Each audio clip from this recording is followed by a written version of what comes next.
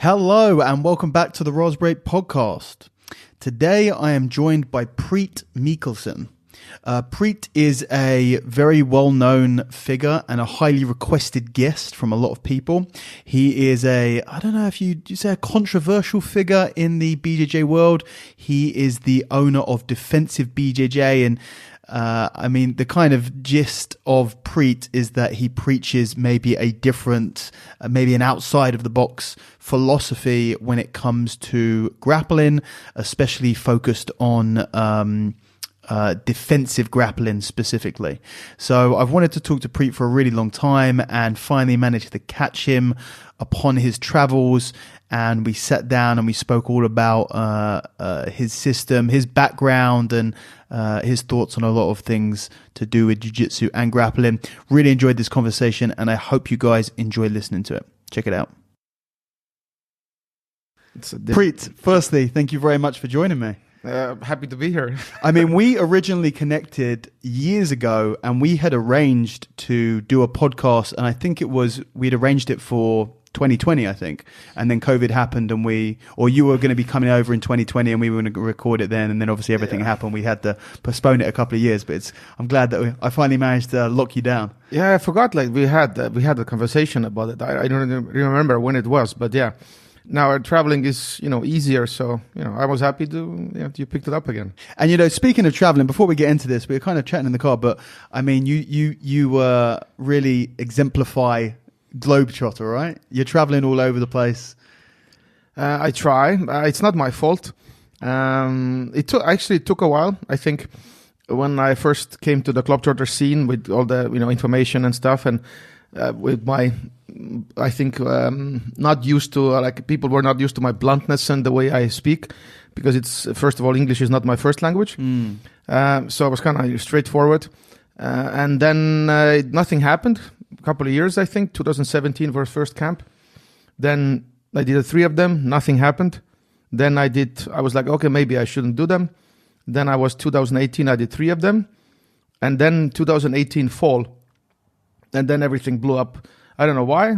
Michael Zenga called me from Fanatics. I knew him before, 5 years. And then just booking started to come. And I was basically traveling 1.5 years before March 2020. The COVID happened. And then I couldn't travel. And then in July last year, I was like, okay, let's open it up again. Poof, and I'm booked till the end of the year. So wow. So when you said nothing happened, what do you mean by that? Like your initial couple of seminars? That's such an interesting. Maybe I got a little bit more invitations, but I didn't know what to expect. I went to camps, because I knew Christian Gravert before, and it was a kind of time that 17 was my first camp. 2018 I left SPG, so I think I was on a merge of looking for something and stuff, and then that's why I went to the camps, and I don't know what I was hoping to happen, but clearly I was trying to do more seminars or something like this, and I had my ideas, but maybe it was too early, and maybe it took a while for people to catch up or something, because I was starting to talk about, the turtle right away, 2017, it's okay to turn your back, and everybody was like, what? It's it's dangerous. And I was like, no, you can try and everything. So I think it took a while, and then I think I had to earn it. Maybe people have doubts, and then I roll with people. In globetrotters, there's a lot of black belts there also. You can argue that they're not world class, but they're decent. So I could test it, and I think it just catched up that I was onto something, or there was something to learn from me, and then it kind of blew up. But first of all, I think my personality kind of threw. I know that a lot of people were turned off by my bluntness and the way I was challenging a lot of things and calling I don't call anybody professor, and I have a position that call it Hawking, so it's a reference of the Stephen Hawking, and then the guy was a genius, so is this move. And when I first said Hawking, people were like, what? And then if I said a clausal, then it's people are confused, so it's all kind of, I think it was different. And then And when I spoke to people, I was like, do you want European politeness or do you want Estonian bluntness? And then it was funny, actually, very many people choose the bluntness, just straightforward, tell me what's wrong, you know. And so I think it just was like I was trying to address something, but maybe I didn't have an idea also. And even some people have done the podcast with me and asked, Priit, why were you such a dick before? And I was like, I don't know, it's the way I am, you know. And I'm not calling myself Russian, but I was also Soviet times I grew up. My parents are very stoic. And then maybe, you know, I needed to open up, so to speak, yeah. So to socialize more, get out there. And probably had a little bit chip on my shoulder also, a little bit. And then, so I was hoping to get more exposure. And kind of, it was lag, so to speak, and it took a year and a half, and then just everything happened at once. And so it was really strange. So I love it. I still do it, and now I have a family, so I have to figure out how to, you know, travel with the family and with a kid and everything. But so far, it took a while, but I think it was well deserved. So I think I earned it. Yeah, absolutely. And it's an interesting point you bring up, sort of about personalities as instructors, and I think some people will say, and you get the question sometimes like, what is the perfect attitude to have? What's the perfect personality for an instructor? And the answer is, of course, there isn't one, because the huge variety in different people and how they interact with others, there's going to be a group of people who really, really enjoy the bluntness. There's going to be a group of people who are going to be turned off by that. There's going to be a group of people who like the strictness of a Gracie Barra, and there's going to be a group of people who hate the strictness, you know. Yeah. So I think that everyone's always kind of looking for the perfect, but the reality is that there's no one perfect model in human interaction. Yeah, I think it's very dangerous to be a people's pleaser, you know, always cater for the people. Because you will be dragged to so many directions, and you lose yourself. So I think, like, if you watch UFC athletes, it's GSP was himself basically, and made it, you know. And Nate Diaz made it differently, and Conor McGregor made it differently. You have to kind of have a guts, you know. And I think, in my way, I would explain it this way: that my message got through, so they were tolerating my personality better, you know. Because if I would just had nothing, you know, I would be just teaching, you know, basically arm bars from the guard that wouldn't be differentiate anything else, you know, what I do. And then it would be like, I wouldn't do what I do. But I think the message also was strong, and what I could do. And so, maybe people learned to know me more, and, you know, I opened up. But, so I'm happy. I was kind of like, I kind of was me, so to speak. And but clearly I think there's people got, like I said, know me, and then I also eased up a little bit.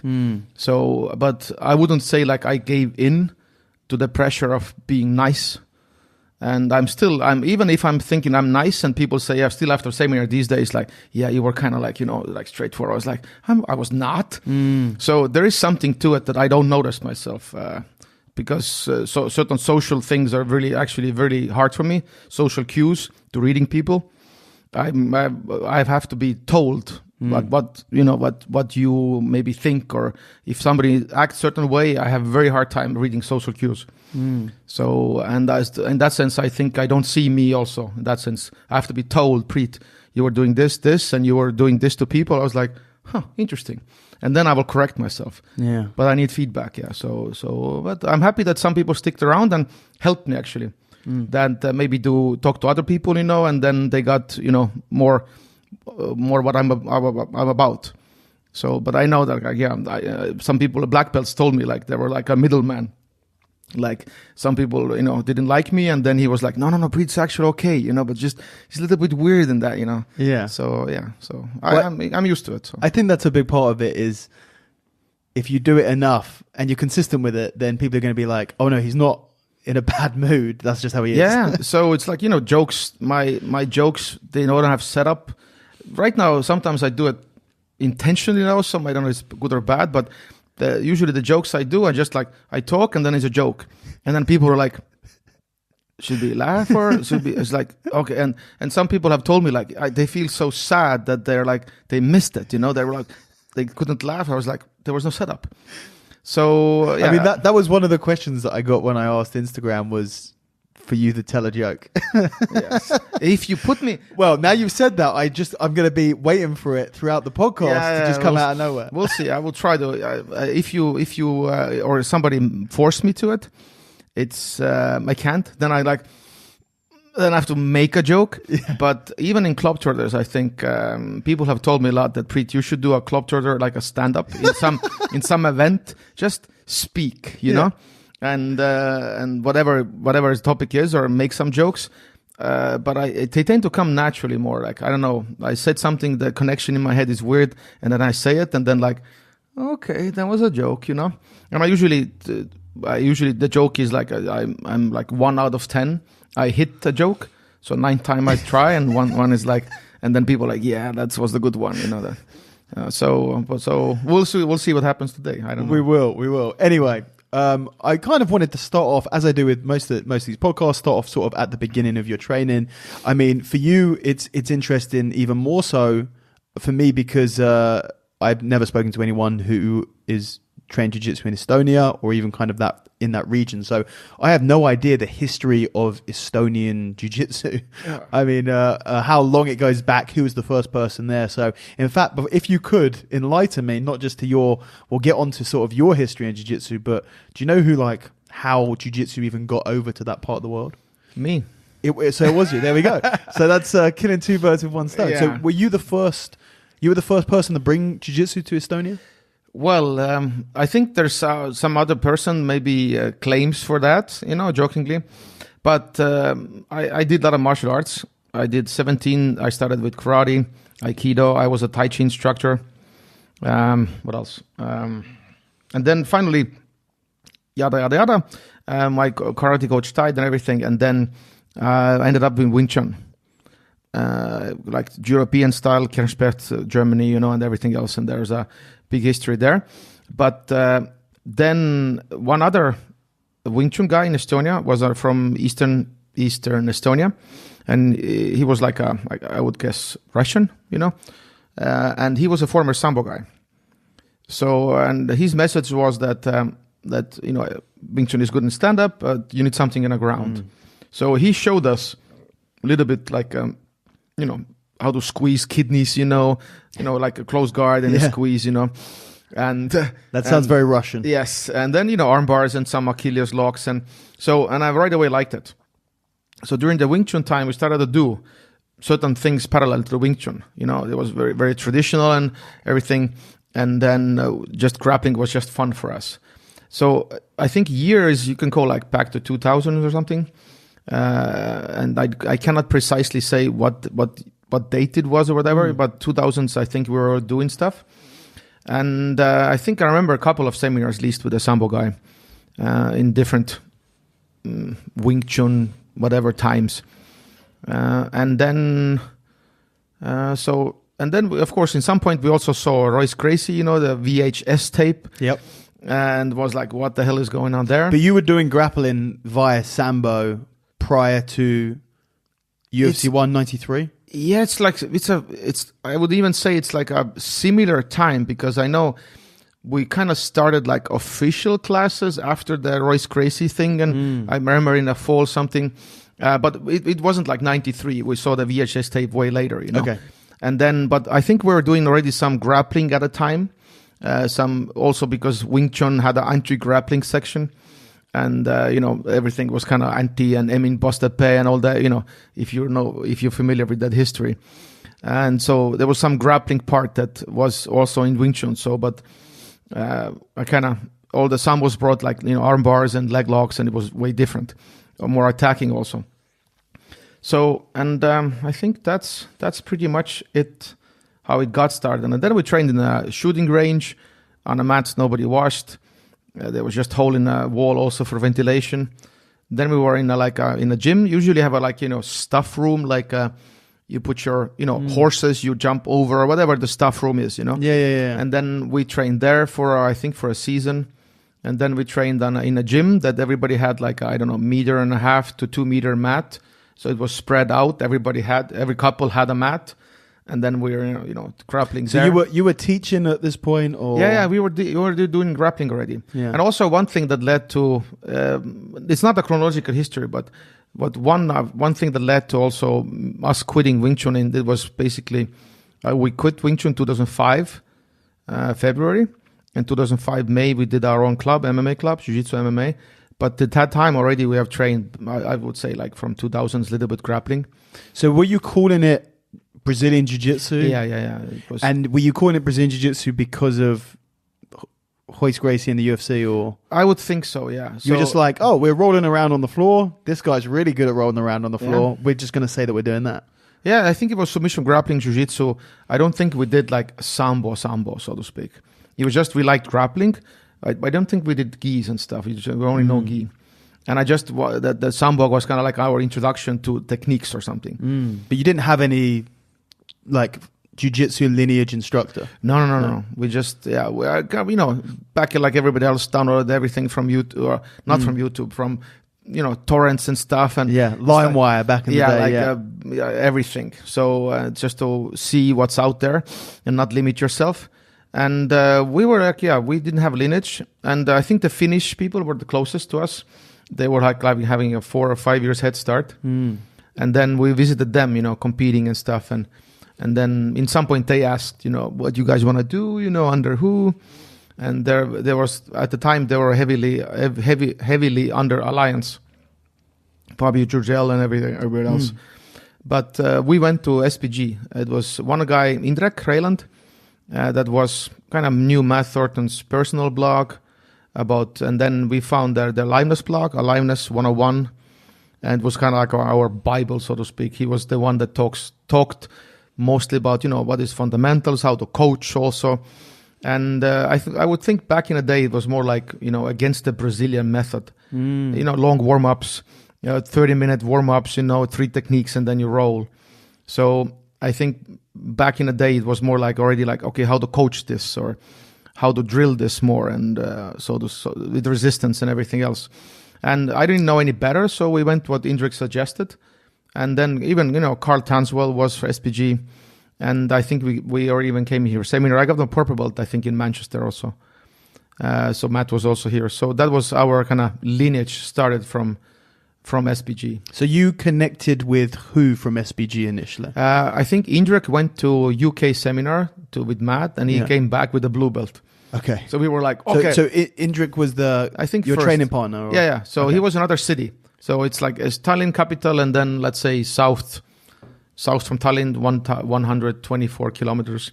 I can make a mile jokes, like 5 miles, whatever. It's a good joke. So Indrek was, so we were like, okay, blue belt, that it was a big thing. And so I think I got the first purple in Estonia. And then I think Martin Aedma, who now lives in Finland with his family. And I think he was the first brown or black, and definitely the first black belt in Estonia. But so usually to Sweden, the Matt came, and to UK, and also Ireland, So Manchester and Dublin, John Kavanagh's gym. So that's usually where we train to meet up with everybody. So you'd go over to Ireland? Yeah. And did you go straight the purple belt, or did I? I think I got a blue belt. Actually, got a blue belt from Alexander Paiva in Finland. We were in Indrek. We were in a seminar. Alexander Paiva, one of the Alliance founder. And Indrek had a blue belt already, and then I was a white belt. So I guess they gave me, because they asked me, am I his student, or what's the deal with this, And I was like, no, we're just training partners. And then I think they gave me a blue belt. So I'm Alliance blue belt. And then, but there was no attachments, that you have to do this or that. Yeah.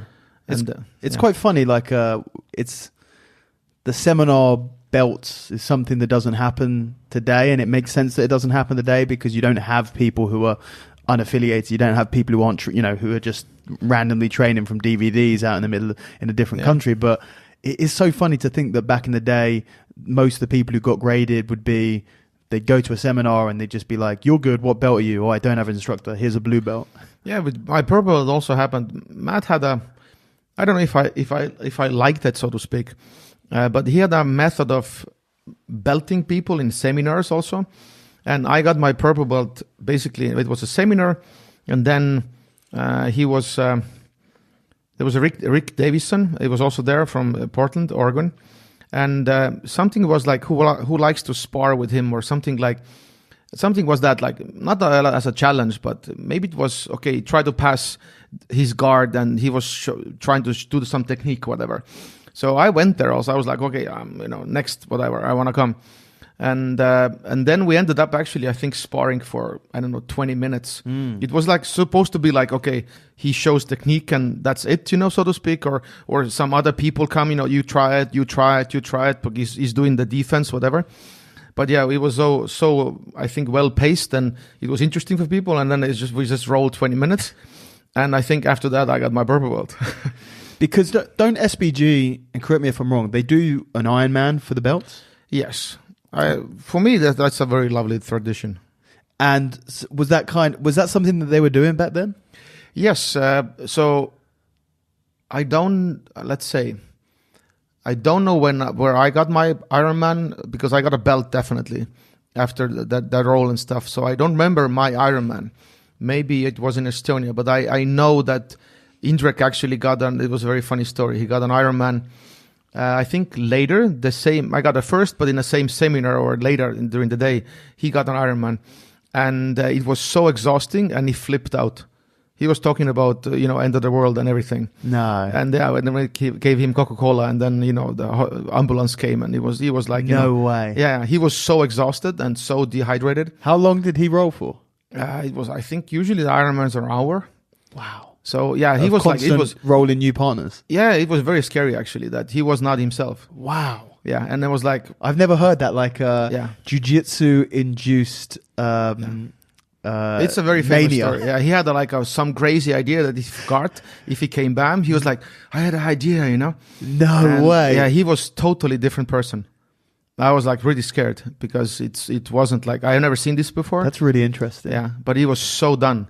And then the ambulance came, and the drug for the recovery was a Coca-Cola. Give him just sugar, He needs sugar. Yeah, he needs electrolytes and whatever, So, but yeah, he got that, I think, the purple belt. Then also, maybe even same day or next day, whatever. So, and then we climbed the hierarchy. Brown, I think I got from, also I got SPG camp, San Francisco, there was some city, whatever, in US. We had a nice roll with other brown belt, an hour or something and then I got my, and then I got Ironman. Just the two of you rolling? Yeah, it was interesting that Matt wanted to test me, that, I'm traveling, like from far away, so he doesn't know my level and so much.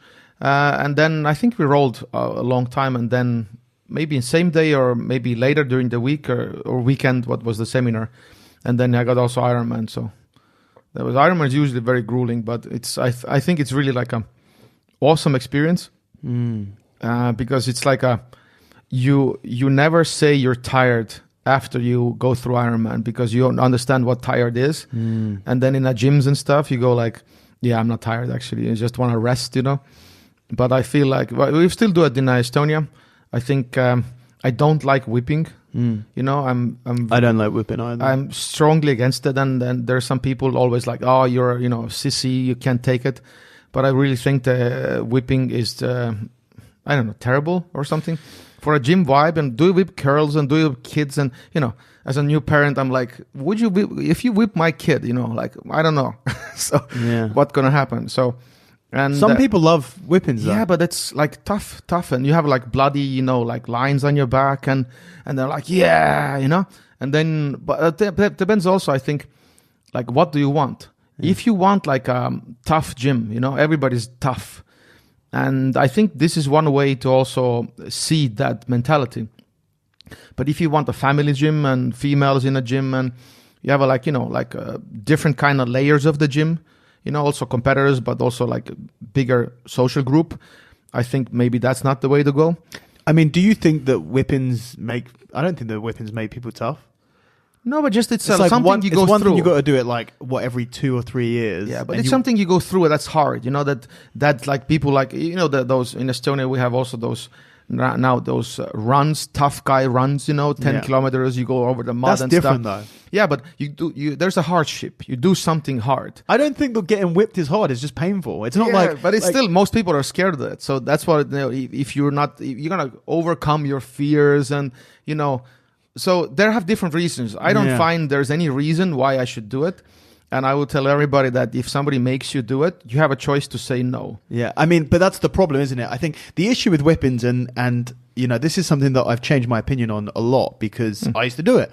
And I never got whipped. I never got whipped because Roger never did whippings, but we did at Mill Hill with Nick. And I got all of my belts when I was at Roger's or when Roger had come to Mill Hill. So I never got whipped. But I'd be more than happy to whip everyone else. I can imagine.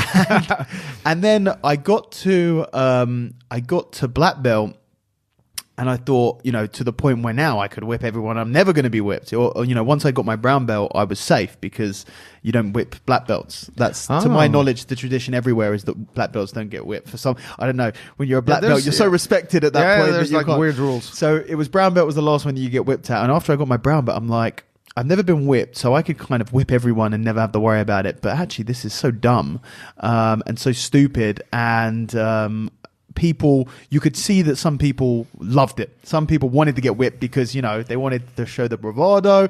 You'd have some guys would take their tops off. Some guys would walk super slow. And then you could kind of see that there were a lot of people who weren't really up to it, didn't get it. But the social pressure is there. And when someone goes, I don't want to get whipped, I'm not going to whip anyone, I'm not going to get whipped, oh, you're a pussy, you're a sissy. I'm like, man, that's kind of messed up, if someone doesn't want to we should be against bullies, it really does feel like it's even if it's not explicitly mentioned, I feel like there's a lot of social pressure to not just to get sort of ritually bullied, hazed, but also to do it to other people. And I don't know, I think there's a lot to having certain rituals and having to go through tough things, but I think that whipping is a shit way of doing it. Yeah, but that's what people's usually reasoning is. It's something tough, suck it up. I think an Iron Man is way tougher though. Yeah, Iron Man, I think it makes sense also because for me, you start with white belts. Usually white belt to black belt. Why white belts before? Because you're fresh more. Yeah. And because there could be more spazzy and more dangerous to you. And then later you're totally wasted, so to speak, tired. And then they carry you through as a higher belts, and then usually when they get to me, they're really like, they're totally like, dead. And then I get to I pin them a little bit, tie the belt on, and I raise them up. So I think there's a really good ritual there that, you have to reborn, you're kind of like, I don't know, if your ego gets destroyed, whatever it is, I think the ego is always there, but you really get super tired and then you do something and then you're a new person. And I think it's really also mentally very healthy. Yeah. Because everybody puts up a fight, and I know in some people that want, I will not spar, I will just let the people tap me. But then something kicks in, they fight back, and they still get tired.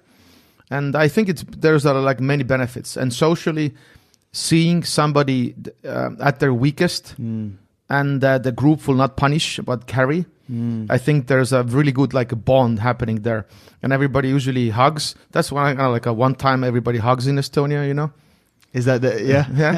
It's like, and I find it I don't find a very downside. Only, if sometimes we have had very, very rare occasions when somebody got injured. And I had I think black belt Ironman, and I had a rib injury. I got a rib injury day before. And then I didn't tell Matt. And then some people did knee and belly, and I was like this. And then somebody told Matt, Priit has a rib injury. Then he forbid people using knee and belly on me. And so I did it till the end, but it was like I had not a fracture, but something was off. So it was very fresh. It was very, it hurts a lot. And but after a while, you're so tired, you don't care anymore. But yeah, Ironman makes sense. But I think, people can justify everything. If you want to have a whipping, then you will find whatever reasons that works for you, and then you call everybody else out sissies and whatever. So, but I think it's, in a way, I would say you can do anything you want, but it only depends if your goals align with that. So you can do whipping, and you can tell people, this is the way we do it, and then you get a certain gym. Yeah. So if this is what you want, go do it. If you want a different gym, different vibe, different stuff, you choose something else. Yeah. But even, there's articles of Fabio Giorgelli, even he has said that he made a mistake because he was the one, I think people say, who started it, Really? Yeah, there was articles about that. That's what they did. And now, as an older, a person, he's like, yeah, maybe, it shouldn't be, maybe it's not a good idea, actually, So Because I heard that it started in America, that it didn't start in Brazil. I think I'm not sure 100%, people I mean, me neither, yeah. Yeah, but I think I've seen articles when Fabio says that, it's not the best idea, And I understand what the appeal and everything, but, that take the jacket off and, it's very dramatic. Yeah, but I'm just always, but then it's a double standard, it's, do you hit females with full strength? And then, where does it start? Do you start whipping people when they're 18? Do you whip like 16-year-old kids? Or is just, there's questions. So like there has to be like, okay, whipping starts this. And, with girls, you whip with half strength and, but then it's not equality in that sense, but Ironman is equal to everybody. So it doesn't discriminate, that you're less worthy and then we whip you a little bit, Ironman is tough for everybody and they go through the same thing. So I think the relevance for them is the same. If you just okay, you're weaker, then we do something else to you. It disvalues their achievement. So do you do Ironman at your gym? Yeah. And so how do you do that? Because it's something that I'd love to, when the day comes to open my own gym, something that I'd like to implement as well. Do you have one person graded at a time? Like no, we can have, usually we have 30, 40 people for Ironman coming in, and there's usually some surprise belts. I usually give belts earlier, and then they know the Ironman is coming, and they should show up. If they don't, they do Ironman in the future when the other Ironman comes. So they already have the belt when they do the Ironman. I don't usually. Otherwise, we have to do Ironman every month or something. I don't want to waste class. You got a blue belt now. The class is off. We do Ironman. So it's for us, it's a special day, so you have a day for Ironman, and you get everyone who's been graded recently there to get beaten up. Yeah, wow. And then usually Sundays we have open mat or something that is okay. Come in, and then this is day for you, blah blah blah, and earn your belts. So we also give a little bit like stripes, maybe stripe here, stripe there, and then maybe a surprise belt just for somebody that we were not. Maybe we didn't have time, they didn't participate the classes back then, or then Ironman, I will give you a belt. And usually with blue belts, we do them, and purples also, I think, we do them like maybe 4 or 5s, and right away, sometimes I ask one in the middle, and they start going, their line starts, and then if they go, another blue belt. So finally, maybe there's like, 5 are like, rolling, and they have a different time ending, so it's not everybody starts once. Then the line gets really messed up, who's rolling with who. So it starts going, then I add another one, and mostly I do it like this. And then if it's, I think, brown or black, then it's usually the only one. Nice. And then it's like, it's more, more bigger achievement and then and I think I haven't had any backlashes from there, so to speak. It's really. And if I would find some other better ritual to do it, I would probably use it.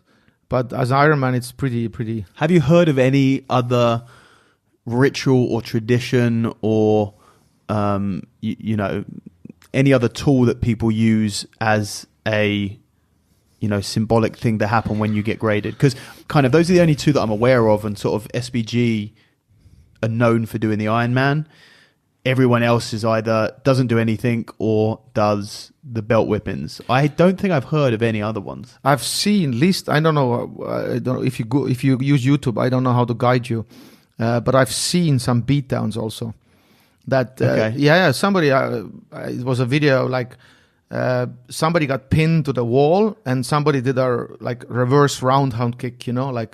And in a jiu-jitsu gym? Yeah. No it was way. it was really weird. It was like a little bit of beatdown. I mean, that's a lie. There's one other that I know is the throws by all the instructors. Yeah. And then that's also very dangerous because some throws are really high up. You know, I don't know, they consider it the higher the better or whatever. And there's been some nasty fallings, you know, also. And that's also not okay. Usually I've seen them in Maya do like a, hip throw slowly and everything is fine. Yep. But I've seen some, I think in YouTube also, obviously, that, somebody threw and then, you land on your back a bit and then it's like, Yeah. So, and I've seen, I don't know if it was a belt thing, but I've seen there was somebody choked somebody out in a belt, purposely, that he was doing this and then, they were, what was it? They were rolling and there was passing the guy from one guy to another. Yeah. And then one guy actually choked him out and then they woke him up and then maybe it continued or something. So that was I think a bit excessive. That I would have questions for those people, and I usually talk about those things in my seminar a little bit, or some talks that people should be able to say no to stupidity, But they're so in a group, and they're treated like a white belt people, Not they're like white belts, but they could be PhDs, engineers, family mans and everything, But they're just white belt, and they're afraid to speak out, If they see something they think, oh, that's the way jiu-jitsu does it, But there's a real culture in jiu-jitsu, which is something that, I mean, some people, and by the sounds of it, you being one of those people, are trying to move away from. And I think it's happening naturally, sort of as we get the natural entropy of more black belts and more associations and more teams and more styles. I think that's going to happen to some degree as we just sort of muddy the water in that sense. But this hierarchical system where you can't, as a white belt, you are worthless and you can't challenge. And it sort of reminds me of, I'm not sure if you heard of the book Black Box Thinking. I think it's Matthew Saeed, but I might be misquoting that. But it's sort of the difference between sort of the aeronautics, the aeroplane industry, and how they sort of really hold themselves accountable to things, and then other industries such as medicine, where a junior doctor would never dare say anything to a senior surgeon, even if they can tell that this is going to kill someone or it's going to wound someone. But and sort of how bad that culture is of not being able to stand up and not being able to question and not being able to sort of have any sort of autonomy over your seniors. And I think that's something that we see in jiu-jitsu a lot.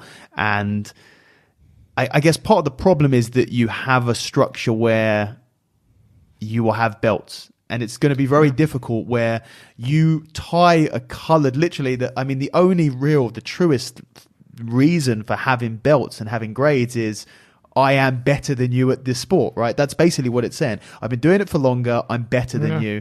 And it's kind of hard to even say, but white belts are people too. And they can say stuff. They can tell that the brown belt, the black belt's being a dick. But at the same time, kind of the whole system of having grades. I mean, there's some societies where everyone goes in and you wear the same clothes. It doesn't matter whether you're a doctor or whether you're a bin man, you wear the same clothes because you're all equals. And jiu-jitsu is sort of the opposite of that, where the doctor can come in and wear a white belt, and then someone else comes in with a brown belt, and they're the senior person there. So it's an interesting thing. I'm not sure you'll ever quite get rid of that completely.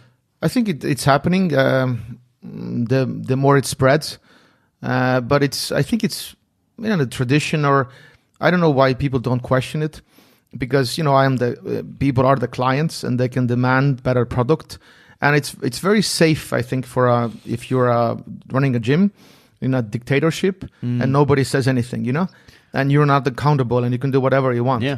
And it's very safe for you. And I think people like it because there's no hassles. I say it, this is the way it is, But if they really realize that people can go, if there's more jiu-jitsu gyms, if you only have one gym, then, then there's no reason to change. But if there's more, cafeterias, I can just go somewhere else and give my money there, that I get treated better. I know I'm a beginner, but they don't have to remind me all the time.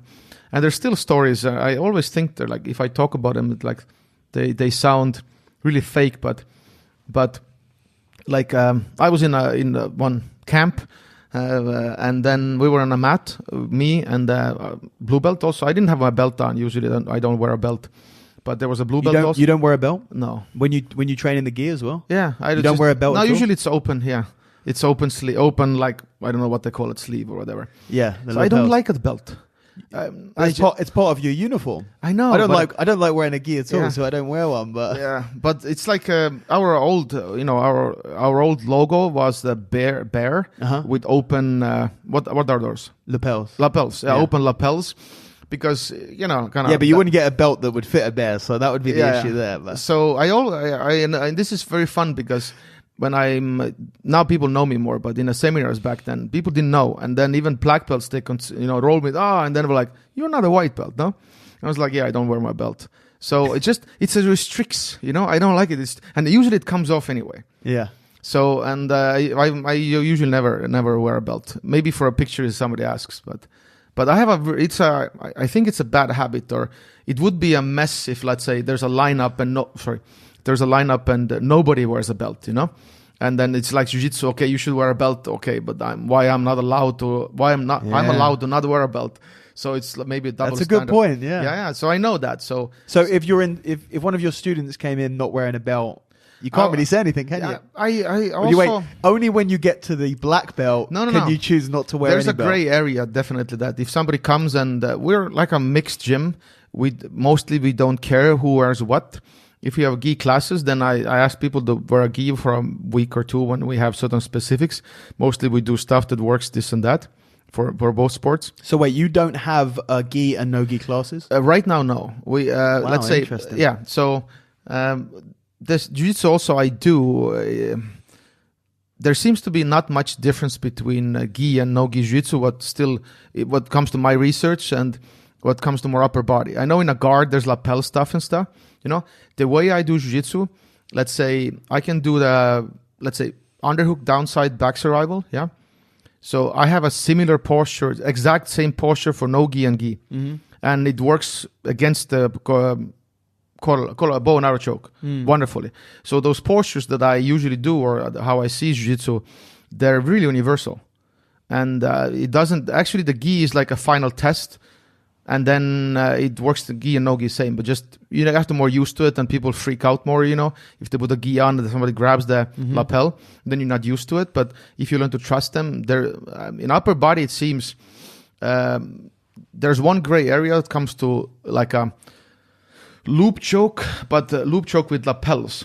They're a little bit like an enigma for me still. But what comes to choking with my own gi, or somebody, some loop chokes we understand already, but some loop chokes are gray area. But mostly I don't care. If I have an no-gi and gi, my jiu-jitsu stays the same. Guard is different, lapels and that. Then I don't argue that it's the same. But yeah, what comes to anyway, just tell a story about we're on a mat, and then white belts. Somebody was next to the mat, and we were chatting with my friend and everything. And we were watching, and what is the guy waiting? And he was waiting because there was higher belt. Yeah. And he was waiting for the permission. Mm-hmm. I was like, you asking what? Who are you asking? We were like, what? And then, come to the mat. Don't worry about it. And so I was like, okay, there's a culture there, And then, there's talks about blue belts can't ask purple belts to roll. Yeah. And I find that, I can shield myself behind that this English is not my first language. But that's really stupid, I think. Yeah. And so I don't like that culture. And definitely people can justify it if they want again and whatever the reason is. But I think it's really, really bad. If you want to have I'm not calling it family gym, but just overall good gym. I don't like the word family gym because usually in a gym, if you don't pay money, they kick you out. If I don't pay money, my mom doesn't kick me out. Even if I would live in home, if I lose everything, they will invite me back. So I don't like the jiu-jitsu as a family term, because if you don't pay, you they will support you a little bit, couple of months, but usually they kick you out, if you don't bring value other way, maybe you work for there or, clean mats, whatever. So if you it's not unconditional. Yeah. It's family is something different, and but there's a certain culture hierarchy, and I know why people like it. It's so appealing. I'm better, this and this. You ask me, and certain rules, and I talk to you, and like a boss, whatever. So I think you can have people. I know why people are drawn to it, And I think if you lose the rules, maybe people think it's like chaos happens and nobody respects nobody. So respect is demanded.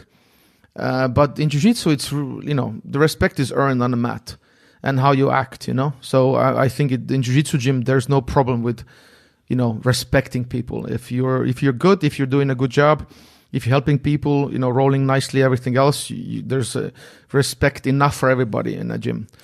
Yeah, it's a really interesting one because I'm in the same camp as you. I don't demand anything, and I think, I like to go with quite an informal general style, but it's kind of what we're talking about right at the beginning, talking about your personality, which is some people love an authoritarian jiu-jitsu gym. And it's sort of, when you're talking about like a dictatorship, it's obvious the dictator is always going to love a dictatorship because they're in control. But then it seems that in a jiu-jitsu gym, the people who are being dictated to, sometimes those people like that. And I don't know where it comes from. Some people hate it. Some people will go to somewhere, it will be permission to get on the mat, bow to your sensei, all of this stuff. And some people hate that and they'll never go there. Some people, like you said, they like that because they feel like there's order, there's structure, there's no informality, there's no chaos. And I don't know whether it comes from that's just how they were brought up. They're brought up in a strict house and they went to school that was strict and then they work in a job or whether it comes from a idea of what martial arts is. If you look at a lot of films and if you look at a lot of old school karate stuff, it's the way that martial arts were portrayed years ago, and still to some degree these days, but especially when we had the big boom of martial arts films sort of in the 80s and 90s, but you go to the karate gym and the guy at the front with the stick, and it would be horse stance, and then if you drop a little bit, he hits you with the stick. And sort of, I think a lot of people who are in martial arts get into it because they grew up watching these martial arts films, and actually they feel like that is what a proper martial arts instructor is that, and kind of, I look at all of that stuff and I go, this instructor is completely abusive and is a complete bully, but for some people they may think that is what a martial arts instructor should be. I think it's easy to also see why the people love it, because the thinking is done for you, and then certain certainty. Certain like future is set for you. What will happen to you? Maybe there's not so much thinking process. You're told what to do. So I know why it's appealing. So I had when I was younger, I don't say anxiety or whatever for a future, because it was uncertain, and I was looking for certainty, that how could I make it, and what's the future, and it can drive you a little bit mad, and it's easy to have like certain structure that you're in the system, and system kind of produces certain results, and you're bound to move forward. You just have to give it a little bit freedom away, and but I guess I didn't. I got over it, and then I guess my life has been totally chaos, so to speak, and I didn't know that. I'm actually surprised I made it that far, like in life, and now I have a apartment and wife and a kid and everything. So it was more like it was a lot of uncertainty. It was like I was accepting it.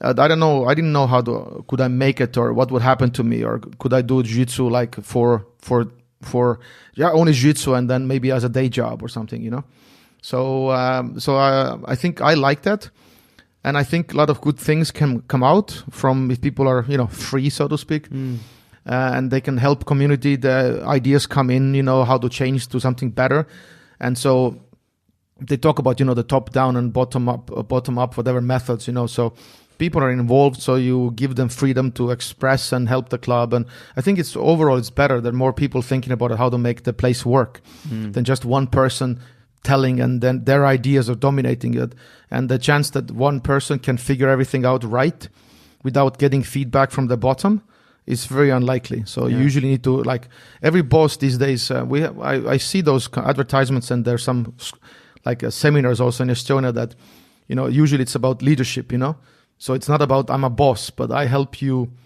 to do your job better, or I ask you how can be in your service, So I guess the old time bosses were like, like just with a stick. But now it's like, I like you here. I need your skills. So I'm here to work with you, and so I think the boss even image is changed. And but in jiu-jitsu, I think it's like black belt, the more stripes, and then I'm the boss. And I think it's hard to move yourself behind, or took yourself away from pedestal. It's like I'm not a religious person, but I guess I read some books and I have my journeys in life. But the Buddha never called himself a Buddha. So you just that was like the story about it, that people usually are putting other people in pedestals. So just someone is a guide, and then there's a freedom, but clearly somebody has a vision or whatever, or how to move things, or like a chairman of the board, but everybody kind of contributes, and then we decide. So not the board, it's just the member, that chairman decides. Everybody kind of puts their input. So I think that's way better. Then you have way more chances to mess up things. So I think, but I agree with you that it's changing. The more people, more educated people are in the sport more. It's not anymore about fighting. People with different backgrounds. And I think certain like world view also helps probably. I'm consider myself Scandinavian country, more Estonia. So I like certain like order, so to speak, like certain things work, and certain equality or something, or education level, and so I'm more for that. I'm less for like just follow me and do what I do and don't ask questions. So I never liked it. That's why I changed my coaches, I think, in a lot. So I never was happy, and always there was some conflict with the coach. And that, and then I had Wing Chun history is about I had to carry somebody's bag, also, and because they expected me to, and even Jiu-Jitsu history is there's some incidences when people acted weirdly, and they asked some people to carry their bags, and we were like, guys, that's kind of sketchy, Really? Yeah, I'm not naming some names, but so people, it's I don't know why it happens. I think it's small steps, and finally you're there. So if it's a leap, but there was some cases that I actually my guys were also asking me afterwards questions that what the hell was that. So that you had done? No. Or that someone else had done? Yeah. So I had to explain that. I don't know. Yeah. And but I think it's very easy to abuse the power. Oh yeah. Yeah. So I'm very afraid of that. So I just I think I can be kind of loud, but I also maybe want to take in the club. I don't want to dominate. So that's very dangerous that I say and you do it this way or something. It's like, or bowing, or even in Wing Chun time they have to call me, even outside gym, they had to call me Sihing. In a bus, or I had it was a nightclub, and I was in a nightclub, and then somebody saw me, and they were like dancing, and they was like, I was like, wow. What? That was so awkward. And so I felt like, a lot of different signs, and I was like, no. It's like the culture is totally wrong, I'm in a gym. I'm teaching because I know probably more or something, that's why I'm teaching. But, I'm Priit. I'm not a professor. I'm not maybe a coach, whatever, but after class is over, I'm like anybody else, So it doesn't carry, that people don't. And after the gym, you're also like a coach. No, I'm a regular guy doing jiu-jitsu, and you learn from me. So I don't like that, like strong, that professor. And I even said in Mental Models podcast that I would never call anybody professor, because it's a Western academic term. Yeah, and I know why they use it, because it's from Portugal language. But it means something very different when you teacher. Bring it out. Yeah, but in English language, it means completely different thing. And I think it's so dishonest. And I'm still not tired saying that. So, and I always say, like, Michael Jordan coach Phil Jackson, he was still a coach. He wasn't a professor of the basketball, So I don't think that, I don't understand why people devalue the coach. Let's say the word coach. I think it's maybe too simple for them. And I've seen people, I say, but jiu-jitsu is more. Jiu-Jitsu is about life and everything. It's like, if you read what top athletes go through mentally, there's epiphanies there that they have to overcome their like demons and stuff to really perform under the greatest pressures. So that is, and they're still being, their coach's coach. I don't find that jiu-jitsu is something different. We're still making decisions under pressure. And I think it's, we have to like, I don't mind, if you're a diver, there's dive masters, there's different titles. Yeah. But then they mean something. I know what you've done for that title. We can go back and I've seen, okay, you have 1,000 dives, It's like being a black belt. Yeah. So I've seen what you've done. But automatically, I don't mind if somebody gets in some point in jiu-jitsu called professor, but then we should have what it means, accreditation. Like, okay, you have done this research, you have done this, you have produced maybe some black belt, world champions, you have studied the art, published papers, we have to have something. And then I don't mind, because otherwise everybody's a professor, then it devalues the people actually that are advancing the art. So, until that, I'm not calling anybody professor. Maybe I will eat my words if I meet somebody like legends, and then I was like, now I call it. We'll see when it happens. But usually I know that people who are there at that level, they don't care about that title anyway. And people who are not there, they demand title. So that's usually the difference that I've seen with professors also, that some are like, no, I'm a professor. It's an ego thing. Yeah, but then some already like a very seasoned teachers in a school, they don't really care. Call me this, and professors, they're letting go already, they're that good. So I feel like, there's a stage of like, but definitely certain. I have actually, I will show you, Christian Graugert made me a gift.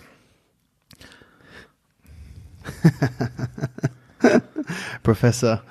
Yeah, so I was like, God damn it, you.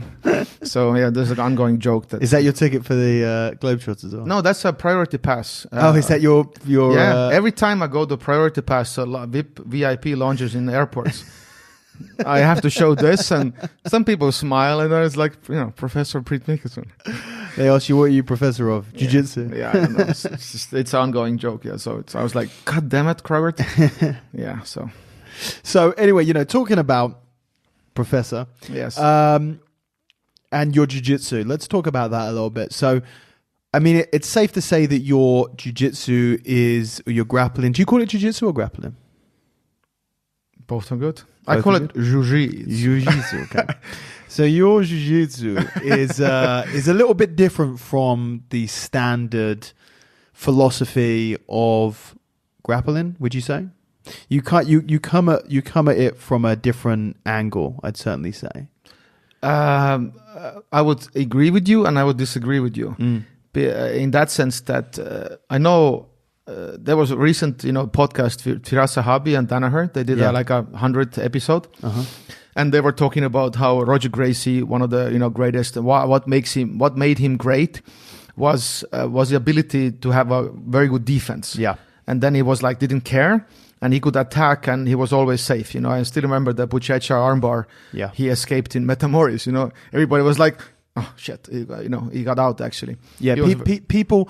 I think one of the, because obviously I've been under Roger for a long time before he won his world championships or before he won, the doubles that he did, and after he won his second double, I was there. He had 8 fights, weighing absolute. All submissions, all cross chokes from the mount.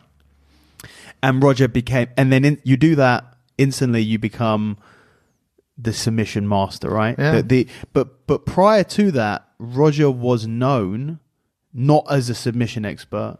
He was known as having the greatest defense in grappling. Yeah. Where it was ADCC, whether it was in the gi, whether it was, they would say the last time, and this stands to this day, the last time that Roger was submitted was a 16-year-old blue belt with a footlock. Like, I know that. I believe that's what they say anyways, when he was in juveniles, basically. Okay. And he's never been submitted since because his defense was so good. And then as soon as he won the double with straight subs and ADCC with straight subs, no, he didn't win with subs. I can't remember, but he definitely won the Mundial's double with straight subs. Instantly, that kind of got pushed aside, and everyone's his main feature is that he submits people. But of course, prior to that, and like you said, there's no doubt that they are correlated. That his incredible defense allowed him to build that incredible attack. So in that sense, I agree with you that it is a little bit different. But also, I disagree with you because there's been many people who has been, been known having good defense. I think even like, Danaher talks about it. Gordon Ryan has talked about it. Defense. Then the wrestler Kyle Dake. Yeah. And he was like, I think the attacks wins tournaments and defense wins championships or something. So I don't think it's that special, but I think that maybe I'm more vocal about it. And I think that's also keeps me going because I've done jiu-jitsu now 22 years. Wow. And it's, it's a little bit boring. Yeah. Same old knee slides, you need something like, you compete and there's some challenges. I know some gyms, in my gym also, some black belts, they need to compete. Yeah. Otherwise there's no fire under their ass. And I have my research. Otherwise, I don't know if I would quit. I'm happy I didn't, because what else I'm gonna do? I'm a specialist in the art, so I'd rather do my research. And it could some people in later life they change profession and they because it becomes boring. But I'm lucky I stayed around. So what keeps me ticking is I'm trying to have better answers. And I still would say that many people talk about it, like Danaher and stuff, and Gordon are defense, and there is not only them, but I don't see many tools actually doing that. So, and I think there is what I'm bringing something different, because I'm using structures, and I think people know me more about the earlier years when I just can shut down totally, no underhooks, and I'm not. This is like a first layer. I'm using also frames and grab wrist and everything else, but I guess I got more known of just being very tight and fighting underhooks off, so nothing sticks. But it seems like I'm approaching it differently. That I would agree a little bit, because as much as I've seen DVDs, also on people teaching escapes. In that sense, I don't like techniques because I think there's too many of them, and it's like a rabbit hole to keep collecting them, and then you watch high level fights and you don't see half of them. Yeah, and I think they're very personal. What you get good at. Not everybody has to do what everybody does, but so what I really dislike about jiu-jitsu, it's the way it's taught as a complex art. That, okay, you need like a 40 spider guard sweeps, and then it's like 40, then you watch another DVD, there's 40 deriva sweeps. So the question is, like, for a beginner, do I need them all? But some people use spider, some people use deriva, some people don't use anything, Marcelo made like a slash guard, one like an X guard and X guard, famous. He didn't play any of the derivas and stuff, basically. So, and you're known for the guillotine, and, you have your own tricks. It's very personal. But what keeps people safe for certain structures, what I believe are common, and everybody kind of does them. But so I'm more about finding those structures, and then we put techniques on them. So I'm approaching like this because I'm survival first, and how to be safe in different ways. In turtle, we have a sitting turtle. We can turn our back this way, back that way. We can be on our backs more. So there's structures, it seems, that we can keep and defend them, because if they're broken, YouTube works. And if I keep my structures, then YouTube most likely won't work. And then we're, like a boxing guard, and then you fight from there. And it's all about, but the punches and stuff, combinations are the techniques. So, of course, underhooks and stiff arms and escapes, But if they're not based on the structure, then in boxing would be ridiculous. Like, how do you box without the guard? So first the structure, slip, duck, keep the structure under pressure, and then you punch. So I like to teach jiu-jitsu like this. And this is not like many people say, like, oh, but we do it too because, on my back, and then I have frames and stuff, But I would say, why you're on your back anyway, and why you already gave away underhook and a crossface, plus most likely gave you the cable grip also the person, and then you're, trying to escape and complaining jiu-jitsu is hard. And if I give you visual thing, how I do it differently, mostly in side control, it kind of people see it. In a close guard, we all agree that it's better to not give them anything, and just defense is very early, and then to open it, but you survive first, and then you do the openings. In mount, usually you start with certain elbow knees, frames. Nobody starts in mount, crossface, underhook, and then go like escape the mount. Yeah. And then in side control, we give up crossface, underhook. And also in back, cross underhook, and then it's just go. It's like, but in guard, we don't do that. In a mount, we don't do that. Why we're doing it there. So those were like my trigger question, usually what drove me in a way to this point. So I like to say that I'm not that different, but I think the approach I'm taking, and maybe I'm more vocal about it, that those structures, and then we add techniques to it. And of course, I'm not saying like you should only do defense and stuff, because clearly if you're attacking, you're more closer to winning, so to speak. You can have some defensive stuff. You can roll from turtle to leg locks and everything, but mostly we can agree that if you're attacking, you're more closer to winning. But the dichotomy seems to be that you're way more aggressive with your attacking if you're very sure about your defense. So, of course, everybody wants to get better at attacking, but what holds them back usually is their defense.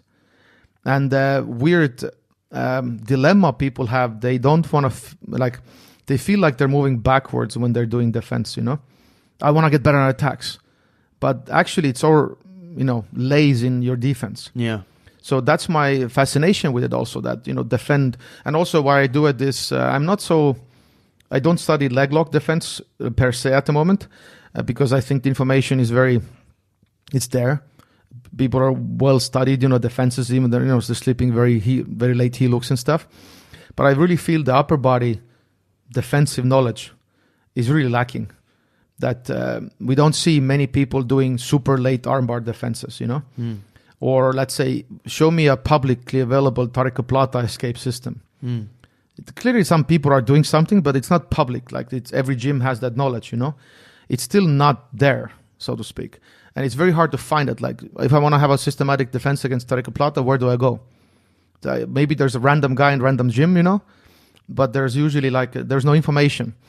And like super late Kimura or, So I'm interested of that upper body stuff, that how to survive everything and then do all the escapes. And I also think that every escape we know so far that has worked, so in certain level, everything should fit, or I'm wrong. So far, all the structures I do, and if you show me escape, it fits. So that's why I think I'm a little bit talking it about the same thing, maybe from a different angle. And also it appeals to beginners, obviously, because everybody teaches them, tells them to survive. But then if you only teach them escapes, then they have to figure out survival on their own. But I think we have to teach it also, how to just stay, in turtle forever, and then do techniques from turtle, So, and then side controller, we have some other structures also. And so that's, I think it's, then from what's English? In that section, I would say I'm a little bit different. So, and then of course we make it bigger, with flashy inverts, never move. My big kind of like inspiration, or even Jeff Glover example. He has I don't know how or whatever, so he's a crazy knowledge of defense. So imagine that if everybody could be defensively like Jeff Glover, not care, what happens. Yeah. And so, but clearly that knowledge is not there, and he's considered goofy. And why he's turning his back and stuff, because he doesn't care. So I'm fascinated by those people that can do it in the highest level. So I'm like, why can we all do it, Yeah. So there's no information right now how to get as good as him, like just as a club level. It's like, there's a time, you need 20 years. I don't actually think that evidence points to contrary. So actually we can have certain structures, and then Jeff Clover can be who he is as an artist, but they're all based on structures, and then he goes wild. His matches are super fascinating for me. It's just how he gets out of stuff. So, yeah. Would you say that he's one of your main inspirations for developing your style? I think the main one also in the beginning was Telles. Eduardo Telles with the turtle stuff. So I was going to say obvious reason there. I noticed whilst you were talking about Defense and Turtle that you're wearing a T-shirt that has a Blastoise on it. Is that on purpose? Specifically, Blastoise turning away from where the T-shirt is. So. When I saw it, somebody sent it to me, I think, in Facebook. That Priits, that's you. Yeah. And because I didn't know what it was. I was like, this is so cool. Pokemon hasn't hit Estonia yet? Or? No, not me, obviously. Then, then I was like, oh, I like it. And then I saw it's a Pokemon, and then I ordered this actually from online. I was like, I have to have this T-shirt because it's kind of like me. So people send me a lot of times like turtle stuff. Yeah. Some funny turtle videos, and I'm like, I do more stuff than just turtle. Do you like turtles? I guess yes. They don't have very good guards. No. Yeah, but it's a weird question because I guess I like it, yes, but it is a weird question. Yeah, but I get like enough turtle clips and videos when people send me, oh, Priit turtle now. So basically, if you're listening to this, stop sending Priit turtle videos. Yeah. Also, maybe send me turtle videos and send me like a context why it's funny. Sometimes I don't get the hints like, this is funny. I don't think so, And then maybe how you see it, that's funny or whatever. So. Yeah, I mean, it's definitely interesting stuff. So, I mean, a few things that I wanted to break down now. I'm going to forget half of the question that I wanted to ask during that. But, you're talking about sort of late submission, upper body submission defense stuff. Do you have, by the sounds of it, you sort of focus on trying to defend one particular position or one particular submission until you've developed that and then you move on to the next one? Is that the case? Well, right now, because let's say positions, if I say they're mainly done, it would be wrong. But I think in some way we have figured out positions. We're still maybe fine-tuning them, but now it's boring. So, and now I want to feel in danger again. So I don't consider, turtle very dangerous because I know I can win and lose, but I know why. Yeah. So if I lose, even somebody does something, let's do it again, So I know what I have to do. So it's just a matter of just me being older and somebody's younger, and then pace and strength athleticism maybe. So now it's interesting to move to submissions because I want to feel in danger again. And what I'm really looking for is a very late stage because I want to understand the borders. You work backwards from there. Yeah. So I'm usually like shut totally down. So it's one game. And then what's the latest? Yeah. And then let's build everything between. So my game is more geared towards like a early or super late timings. And then I think everything has to fit what else we know about submission defenses, and then it has to fit there between, and people have different timings. But what I've really find that, people like submission defenses are not there. They don't teach it, or everybody, if you usually meet a high level guy, they have their tricks, maybe some tricks here, some tricks there. So I'm fascinated by putting them together in a timing line. So what comes first? What's second? And how deep can we go? Because with chokes right now, I can go really like a bow and arrow choke. I can give you almost every grip you have. I don't know if about you. You're the strong man. So you're in luck. I don't train gigs, so it's okay. So I know you have I've seen your videos. You're lifting shit and just bending. And but so far I've been testing it. I can give people like pretty much all they want, and certain way I'm positioning my body, and they don't have strength in that position to actually, it's still annoying, but they can't finish. So we're pushing the envelope, how deep we can go. And clearly I'm not saying I don't lose, but then I know exactly what I did wrong. And then I'm fascinated, like a Gron Gracie carry Tonon scramble. Yeah. So how the hell, Gron Gracie, Rickson's son, armbar magician. Yeah. And then Tonon, I think people said like he got some, shoulder issues and some pop-up maybe. but he still got out. And I know he's taking, for me, he's doing the research for me, and then I just have to make it safer. Maybe there was an angle, this, we can make it better, maybe, who knows, you know? So I want to study that, because for me, that's evidence. Or Verdum and Magalesh. I was just about to mention that. I was there at that ADC. I actually competed in that ADC. And I can explain it. Yeah, go on. No, I can explain. I can show. I've done it also in my seminars. Clearly, Vinny is flexible. Yeah. Yeah, it helps. But I can explain why the armbar didn't work. Was Verdum's legs too open, so the fulcrum is low? No, it was Vinny was on his side more. Mm-hmm. And there are certain things you can see that he's turning the elbows and stuff. Yeah. So I call it reverse hitchhike. Yeah. So there's hitchhike and there's reverse. So, and Vinny was like, this was very fascinating for me. So, and I mean, it's one of the craziest armbar. Just the reason why that armbar was so crazy is because of how long he was in it for. Yes. And how big Verdum is, how good Verdum is, and how Vinny defended, but he didn't. He made almost no attempt to escape. Yeah, he was just staying allowed there. his arm to be sort of wrenched, and you could tell obviously it wasn't coming on, but it was just you don't see that very often. It was pretty. So it was the wild. evidence for this is actually out there. I think Keenan did it against Sean Roberts. There was in Brea Jiu-Jitsu gym. There was a super match, and Sean Roberts right away jumped on the very first second of the match, jumped an armbar, and everybody thought Keenan lost. And then Keenan did that little bit the same thing, got out. And there's more of evidence like this reverse hitchhiking thing, not like a regular hitchhike. So, and actually, for me, those are like a jab cross game, because this is a jab, this is a cross.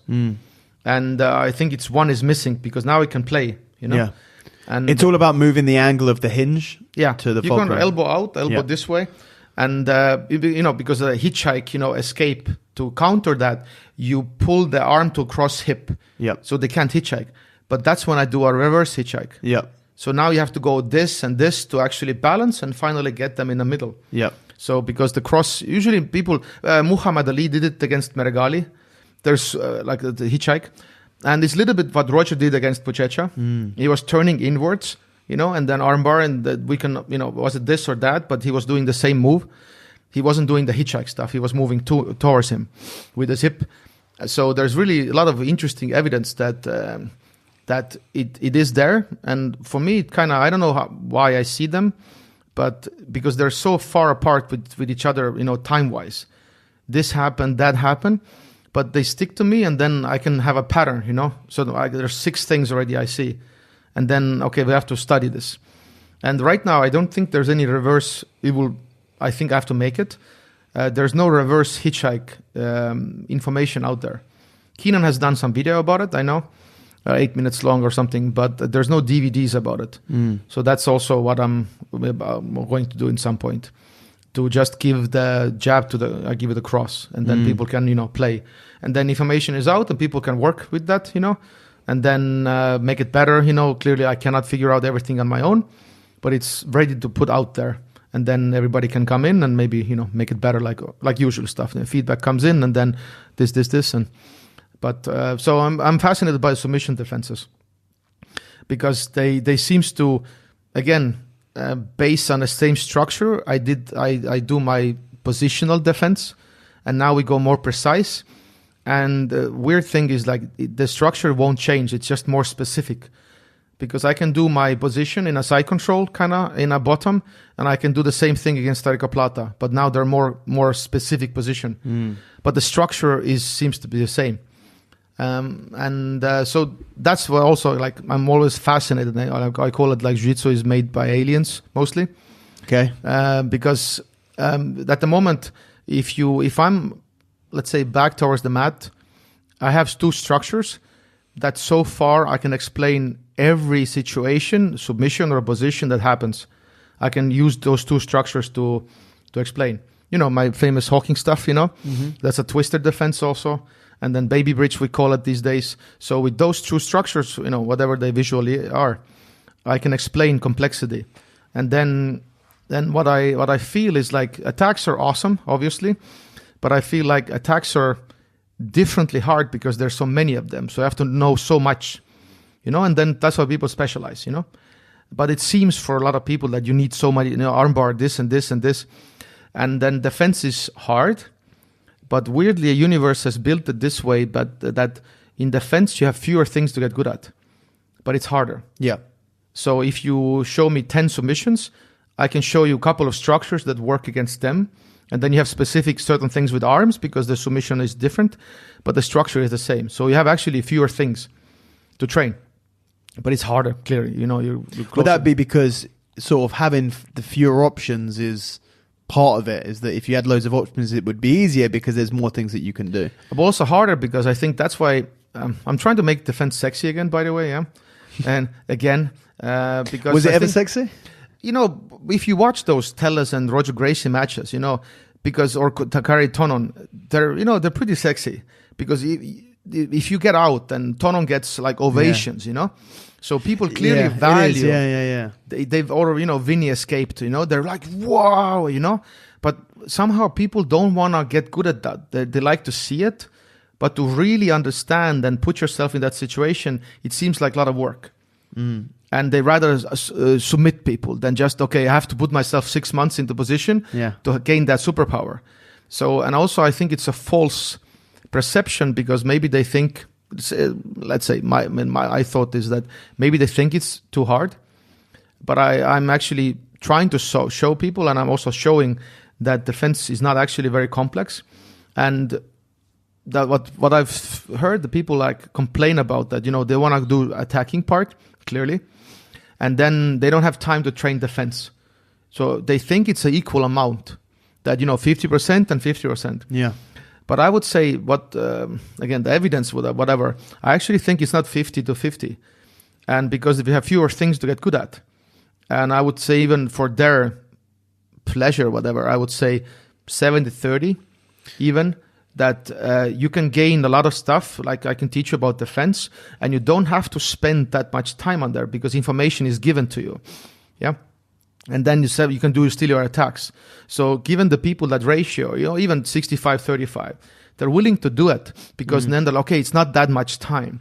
And but if you do it very complex way, that I would argue Jiu-Jitsu teaches escapes, very complex way, then it takes a while to get good at, and nobody enjoys it.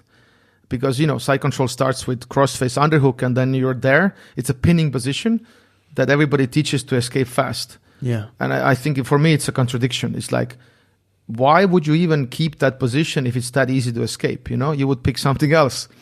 So it is if somebody, my size has a cross-face underhook and just keeps it with, semi-strength, I'm stuck there. So you don't think that jiu-jitsu people should be doing specific sparring from side control with that underhook and crossface because it's a position that you should never want to get to? Is that the idea? No. Okay. No. I'm saying there's a layers. So first layer should be like give them nothing, take from them everything, kind of Spartan rules. Like just stay there, they don't have anything. They just have to control you differently, But and then we build up complexity. It's like, think about in a guard. Like first, we had that frames or whatever, we don't give them anything. And then it becomes, if you open the legs, it's boring. Okay, what if I give you overhook? How to get it back? Open the legs. I give you arm drag. Okay, I give you already something, I'm close to you, And then we make it harder, and then, okay, I'm starting from arm bar. So side control can be done the same way. But I think we're starting from the layer fourth already in the beginning. White belts on their back, cross-face underhook, escape. You can't. Even other white belt can pin you down very easily. But maybe start without giving them something, the hook or something. There's positions we can have. And then they have easier time. And of course, it's false, so to speak, but it can also happen. And then we build complexity. Okay, how deep can we go? Later is like, okay, Kimura drip. How to get out, You can escape from Kimura, or you can escape to side control bottom from Kimura, So you have different options. Escaping Kimura is harder, straight to neutrality, But just killing the grip and ending up side control bottom, why not? Yeah. And then as a higher level, clearly you start to go submission defense to attacking them back, because you can attack armbar straight back, from the Kimura. But that's a high level options, that people with experience, they do. So I'm talking about layers. But I think just weirdly, some in defense, clearly in side control, people start from the weird layer. But I also think because they don't know what would be the side control without cross-face underhook. You understand? Yeah, they see it's a problem that you have a lot, which is people just say side control and don't realize that there are lots of positions within side control, and then with each of those positions there are a hierarchy of positions within those sub positions. So start with most neutral, because it's good for a side controller also, holder, that you don't expect always to get cross-face underhook. Do you when you start specific sparring, then would you start, let's say, someone on their back with, I don't know, 2 frames, person on top, chest on, no grips at all with the hands, something like that? That you would say like something I would say, or I would start from there? Start from there. If you're doing specific sparring, yeah. I would say this, that using ratio, if you get out more over the ratio of 4 out of 10, you should give them more. You should give more deeper position. And Lachlan, I think, did it. Lachlan had that ratio thing. He was doing something with his guys, some test. He also published it. So it was. I don't know, it's not like 100, publishing stuff, but Lachlan was like pretty sure about it, that he felt like if you have the ratio of 4 out of 10, people still have motivation. If they get to 6 out of 10 success ratio, people go like, I don't want to do it. I know it, And if they got below... So if people are escaping 6 times out of 10, it's boring. They think that it's too easy. Yeah, there's no point of 8 out of 10. Their motivation goes down. Got you. And if they get like less than 4... their motivation also drops because it's too hard. Got you. So 4, it's weird that you would say 6 first. If I would ask somebody, they would say 6 out of 10. But it's actually 4 that keeps them. They want to get to that 5. It makes sense. But I think that 5 is such an important factor. Yeah. Are you getting out majority of the time? Yeah. And if you're too far away from that, then you feel like it's a million miles away. But if you're right close to it, then you're going to keep on fighting. So I would say, like, you can have that's why I think white belts and black belts can train in the same class, basically. Is, let's say, if you're black belt, give them everything. Yeah. Give them even Kimura grip from north-south, let them trap your head, start. That is your level against the white belt. And super specific side control already. If you're a white belt against a black belt, then you don't give them anything. Yeah, you start from there. They have to dig for underhooks. And even for that black belt, it's interesting, because if they get underhook, their experience counts, YouTube works, and white belt will clearly be destroyed. So that's why just giving them nothing, and even for a black belt, they know they don't escape, but it's very, very hard against your own size white belt to get, actually, if they really shut down, to get underhooks. And for black belt, this is very interesting. Okay, I have to now, make it open, so everybody can train according to them, and then if they reach the ratio, make it harder. So that's why, I know Roger talks about it also, like progressive resistance, adaptive resistance, making it harder, putting yourself more and more in deeper trouble. So, and, jiu-jitsu is about feeling comfortable in very uncomfortable situations. So that's, I would expect also, kind of jokingly, like a forced kind of thought, maybe, that some people maybe feel like a call out, but, that everybody should be driven to that. Because if you're a black belt, you're rolling with blue belts, whatever, you should give them like submissions all the time. You should be tapping a lot, because you want to find out the submission defensive knowledge, not just escaping side control. So, and this should be very common, and we would have more information about it. But I would say it's not like a mock on people, but I would say it's not the case still, that you really put yourself in submissions and you try to figure out, because it's a hard thing. So I like to do it. And like I said, it's not a mock on anybody. It's not like only I do it or whatever. But I would say, like, if you averagely think how people roll, maybe they're not doing it this way, because it's still about winning and everything else, and that's also okay. But I like to go deeper because it keeps me interested. And I want to find out the answers, because I don't know, and somebody asks, I want to be that guy that answers those questions. And I want to also, like, if I see somebody escapes, I have to know where it fits. And then I will steal it from them usually, and then put it in a system, categorize it. So that will keep me ticking. And jiu-jitsu is very, very interesting right now, because the stuff we're figuring out, like, I don't think there's like, let's say I mentioned Twister. I can teach people let's say, it's still, everything is not 100% sure, but it's been tested and stuff by even former 10 Planet guys. And we have a defensive system against twister, like a defensive layers and stuff against, but I don't know publicly any available DVDs about it, it's maybe somebody does it also, gyms, different people do a lot of things. Not everybody has a DVD out, but if you want to go like, okay, how do we defend twister guys? Usually have some own tricks, how I do it by experience level, but is my experience level the best timing, Maybe there's earlier, maybe there's later stuff also we can do, but I figure out this. But I'm interested of all the timings. And then I call it like my bubble has to be the biggest. Then you can choose yourself what timing fits you. Not because I am good at this timing, I pass on this timing to you. So it's not your choice. It's mandatory to know it then. But I find that people should make their own decision by randomness, what kind of timing sticks to them more. So I want to have like answers, because I don't like attacks when they do. There's no attacks in any sport that's unbeatable. Yeah, like all the attacks with this, the counter usually structures right away. Every sport, football, basketball, there's always like structure against structure. So how come we don't have it? Like Tauriko Plata, show me that defensive system against Tauriko Plata, early, mid, late. How do they deal with that? Or Barata Plata, or some, So in leg locks we have it, because people have to defend legs because they're attacking legs. But with the upper body, it's not like, I'm attacking an armbar, I have to defend an armbar. So I think it's not, environment doesn't push on people to become good in upper body escapes, but the environment pushes people to get really good in leg lock defense, because you're so much like little bit away from the submission all the time to people. So I think environment is very important, and so I'm trying to do my job to up the upper body knowledge. And it's not only me, other people also, because we have evidence people are escaping stuff.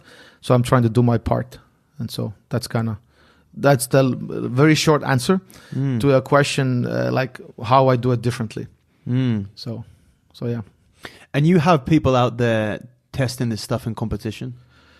We try. It's still fresh. I think I peaked. Let's say the system a little bit peaked that I could, do it in a black belt level. I think 2017-18 was already good. I can, show it, and people, even in club tournaments, I think it was a period of 2 years that people were like, I don't know. That's kind of, that Priit shit. And, but I proved it, and now people are using it also. So ask me again the question. I went a little bit. People using it in competition. Yes. So, yeah, sorry. We had, very famous video. Yeah, Raul Audu from Denmark. I will visit him next week. Denmark, Amsterdam, the Netherlands. And so, we went there. He wanted to do it because I think some competitions are brackets. Then you don't risk that much, obviously. And then he goes for attacks and stuff. But he wanted to see and be more prepared for ADCC. Yeah. And then he was like, okay, some competitions are round robin. So we're guaranteed 4 matches. So we can take risks, see what happens. So, and it wasn't anything special. We were like, okay, let's have some data, how you do under pressure. And then we fix some mistakes. So ended up actually, killing the internet. Everybody went mad a little bit in Reddit. And it was kind of funny to watch how people react to it. And there's comments like, I would kick you in the head in a grappling match if you do it against me. People got really mean.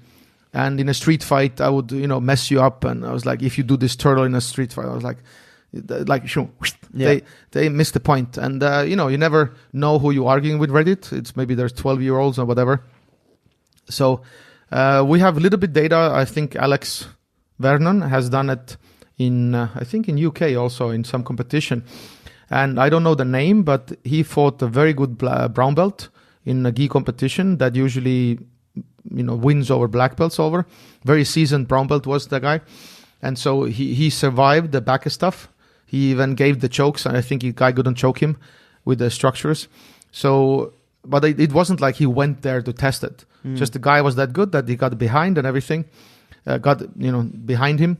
So I think the Raul was the first intentional, and because the criticism has always been that Priit, where's the data, And but the joke is always like, even if you did it, then it wasn't enough, Yeah. Everybody was, they're not worthy. I was like, there was no, purples and black belts. It's already for a first competition.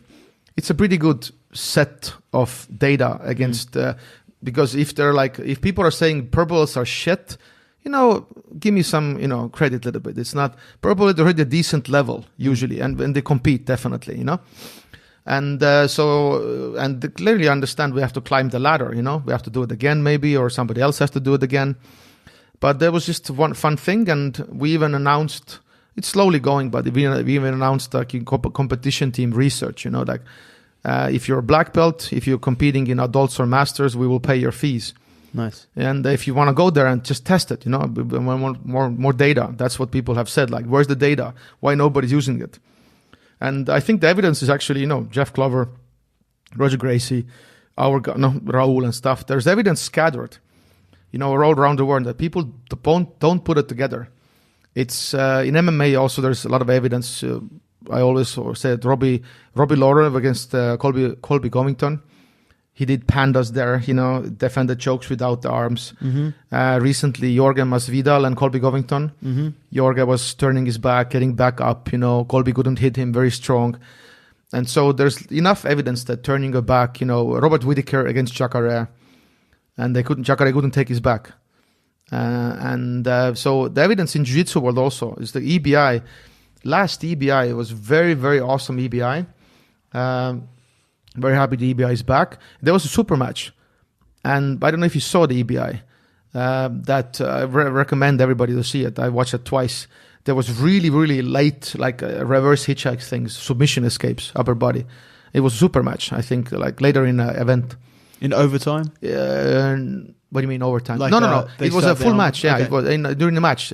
He got, I guess you can argue that he got almost armbarred, and everybody on the commentator booth was like, ah! But I think there's techniques also there, because the guy escaped I think at least twice very straight armbars. So clearly it's not like the guy. There's enough people, like I would say, for me to study that are doing those things. But again, there's I have access to them, and there's no DVDs what they do. But they're randomly good guys there that I love to study actually. So it's these guys are doing stuff that you are creating systems around. Yeah. But they're just doing it. Yeah. So I don't know if they have DVDs and stuff. And I think there was an earlier EBI also before it got cancelled. There was one guy with that long hair. He was a very defense oriented guy, or was defending a weird way.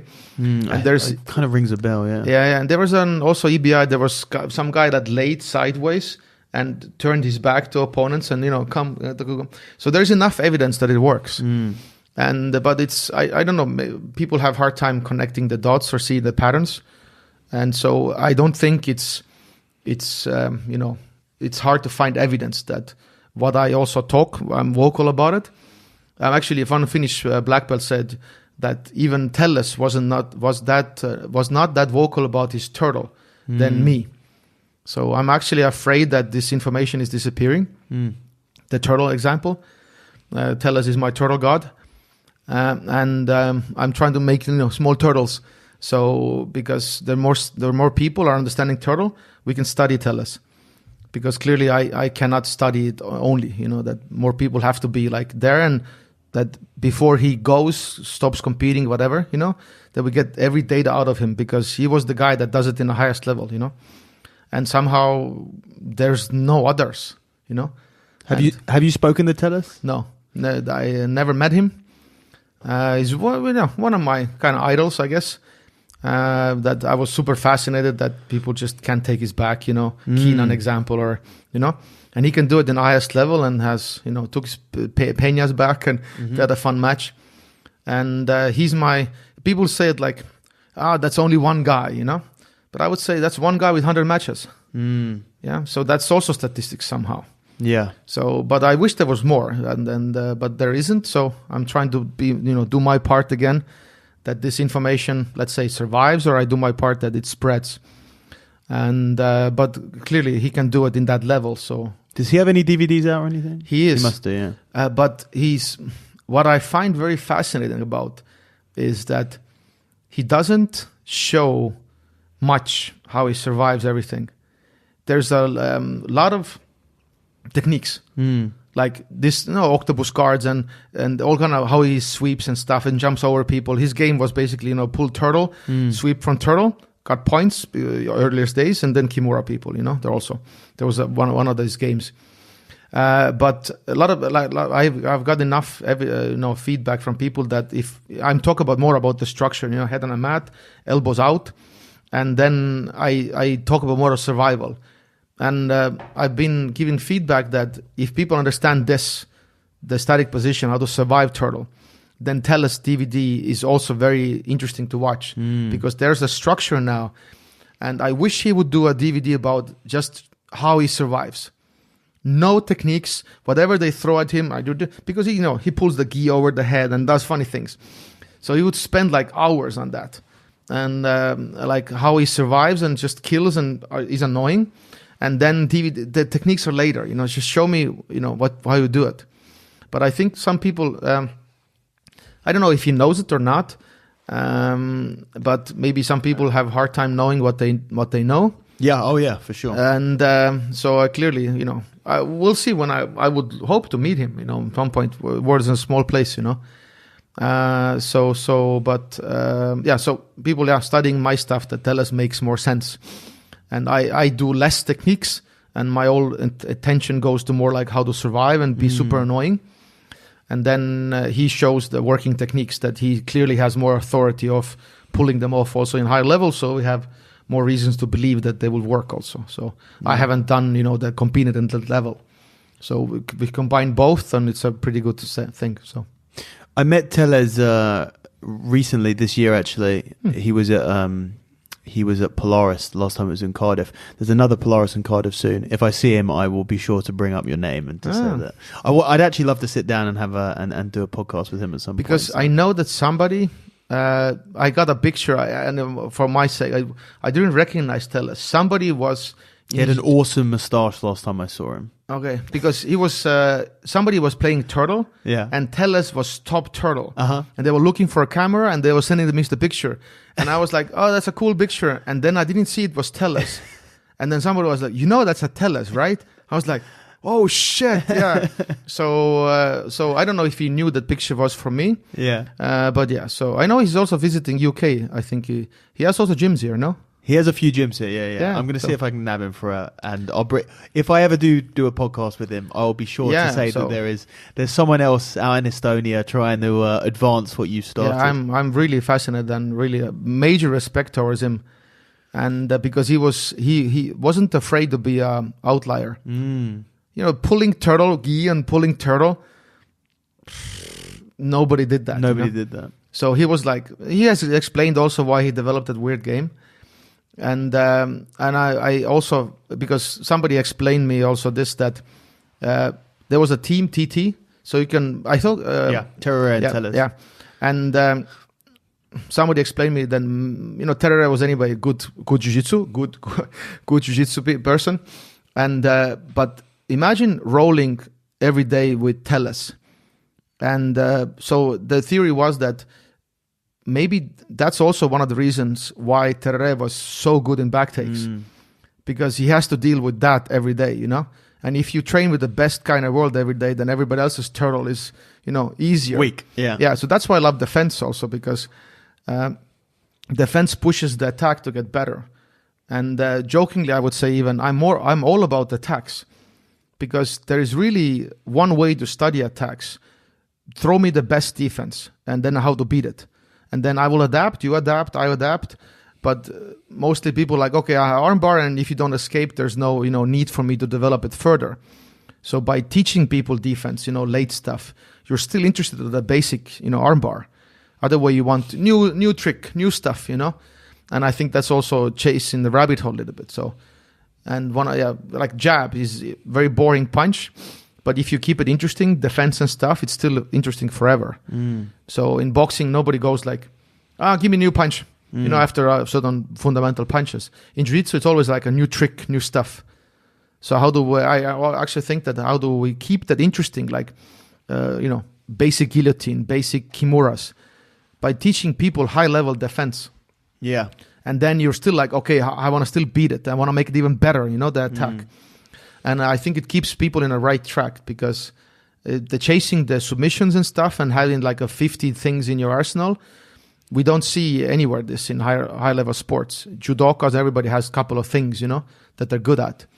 They know the best defense to it, they adapt in competitions and they pull it still off. They don't have like a, gazillion throws. Do you think that's because jiu-jitsu has, I can't think of a single sport in the world that has as much variety and the sheer number of identifiable different techniques. There can't be another sport that has as much as jiu-jitsu. But I think I would agree with that.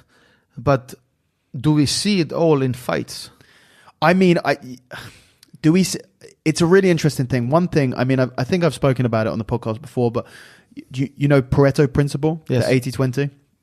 It's such an interesting thing, and I've wanted in the past, and at some point I want to do it, but to get a big sample size of people, I want you to record what you go for, what you get in sparring for this amount of time, go and watch videos of Mundials and ADCCs, but also like the Brighton Open blue belt division and, white belt divisions, and see what the 80-20 principle, for those who don't know that's the Pareto principle is that 80% of something is comprised of 20% of it. So they say like 80% of the wealth is held by 20% of people, or 80% of the words that you use will be this 20, when you talk, 80% of all of the language will come from 20% of the words.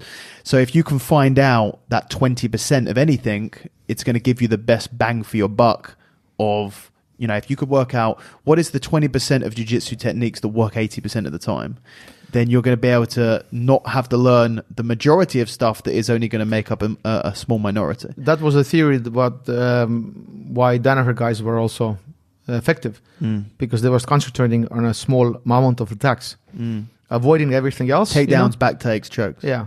Even like leg locks. It's just like, let's say, just they had outside inside heel hook. They didn't go to 50-50s or whatever. They were really like canceling everything else and went for their strength. And of course, I think you have to broaden it in some way. It gets boring, but maybe a competition game is that narrow. Who cares? So I agree that it's a lot of variety, and that's a trap. I think you can argue, but maybe you're a strength guy. There's also weirdly a lot of things in that world, that you have to resell to people. Yeah. We actually know how to get strong and fast. It's not really a question anymore. But it's still people are confused and going to some weird things and, doing, not functional things, whatever the word is. So, basic things still work. You want to get strong and fast, we know how. So in Jiu-Jitsu, I feel also I think there's a variety, but when you really watch games, there's certain guard attentions, certain core movements, and we still see a triangle, armbar, Yeah. We don't see that variety of submissions as you would see in side control, as YouTube. Yeah. But it's a new submission, new thing. But then people say usually, Priit, where is your data? And it's not tested.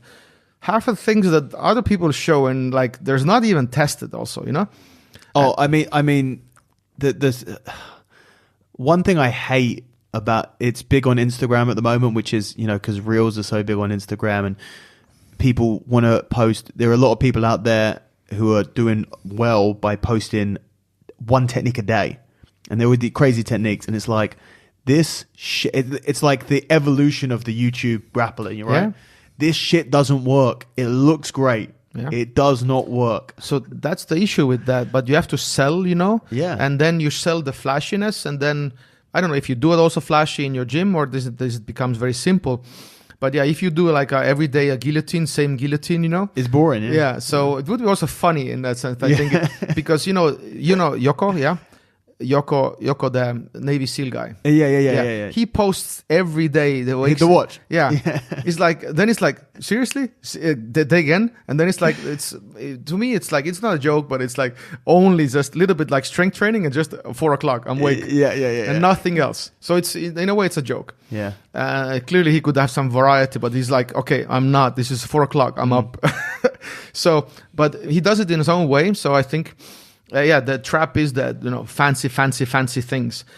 But, and again, I think there's a way to show things also like fundamental things more interesting. But clearly it's maybe harder or whatever, and then that's why, when you talk about training methods, I usually tell in my seminars and that, let's say if you do it like 2 techniques in a class, and that means you train, let's say recreational people train twice a week. You have 4 techniques. 2 weeks you have 8, 16 in a month. You can do the math for a year. So who learns that way? I've done jiu-jitsu 22 years. I cannot do like if I work on a sweep, I work a month or whatever, Yeah. But we're asking people after certain a beginner, maybe it's a different, you learn context and stuff, but after a while it's really hard. And then it's a new sweep every class, whatever. And then and then I don't wonder usually why people call it complex or they don't understand jiu-jitsu but my message is more like we can do it more as a boxing and wrestling, even more as a boxing, but it's the training and the resistance training and everything else makes it fun, Armbar can be fun forever if you add a good defense. Yeah, and definitely the layers, the 4 out of 10 ratio layers, and armbar, you don't need, that's a simple, example in that sense, but you don't need to trick people with new things all the time. Because as a coach, I would be super frustrated, and probably I did it also years ago, but, you teach and nobody uses that stuff, so why would you teach? Yeah. You want to teach something that people use. So it is a trap, and I think that's also, I hope, I do my part, that we could change it a bit, that we could teach it more as a sport and not as a technique collection art. And not everything has to be always, okay, what's the highest level and where we can see it. Clearly, it's not only the one standard. The gym is full of evidence, not everything has to be in the highest level tested. But I think the technique teaching model has to, has to find his place or disappear or something. And clearly wrestling is full of techniques also, but I think they train it differently. Yeah. And typically it's jiu-jitsu, like, 3 techniques, sometimes they're connected, sometimes not, then you roll.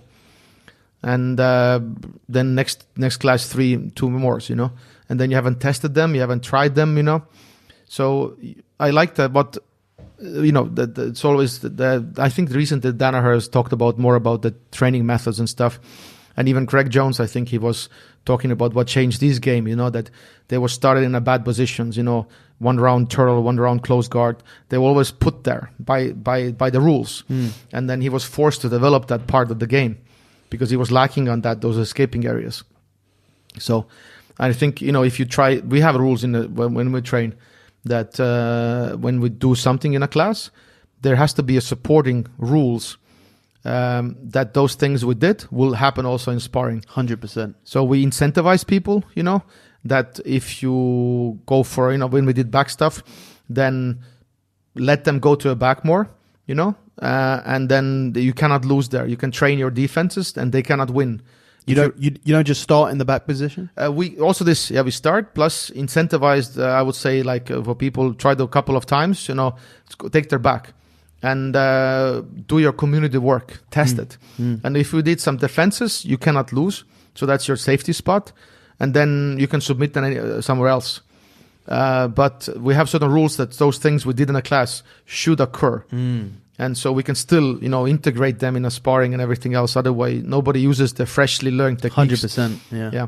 And if you do some, bow and arrow defenses and then just go and bow and arrow you will stop using that. So we have some supporting stuff that they can go at, but they cannot tap you. If you're better, let's say they can do it harder, but they have to let you out. Wow. That's interesting. Yeah, because let's say if I do the defense, I have to know I can try it. I can make it harder for you, and then we can talk. Like, I could have choked you, but yeah, I know you could, but I wanted to try, That requires a lot of maturity from your students. That's what the Estonian bluntness comes in. Okay. That was a good joke, no? So, because we have that strict rules, and I always, before a sparring, I say those things. And then if you choke somebody, I'm usually very blunt with you after that, because you lost all the trust. So basically, it would be, you're allowed to, we've just done bow and arrow defenses. You're allowed to take the back. You're allowed to go for a bow and arrow, but you can't submit them with it. Yeah. You have to let them out. And the better they are, you have to know the level, how much you can go. And so you do a little bit, they get out. Okay, second time, go harder, they get out, in the climb. And then we can talk about later. But also, this is not the full truth, because let's say if there's a period we do this, they also could be like this, that first round in a sparring, you can't submit them. Second round, you can. Third round, you can't. So you got like, okay, now I got submitted. Next time, in the third round, I can fix my mistakes because I can't get submitted again. So I fix something what went wrong. Yep. And fourth round, more pressure on, and then they can submit me again. So this way also we can introduce reality. And they have to be able to try. They have to be incentivized. And if they know that the next round they can survive again, there's no submission, they're willing to try again.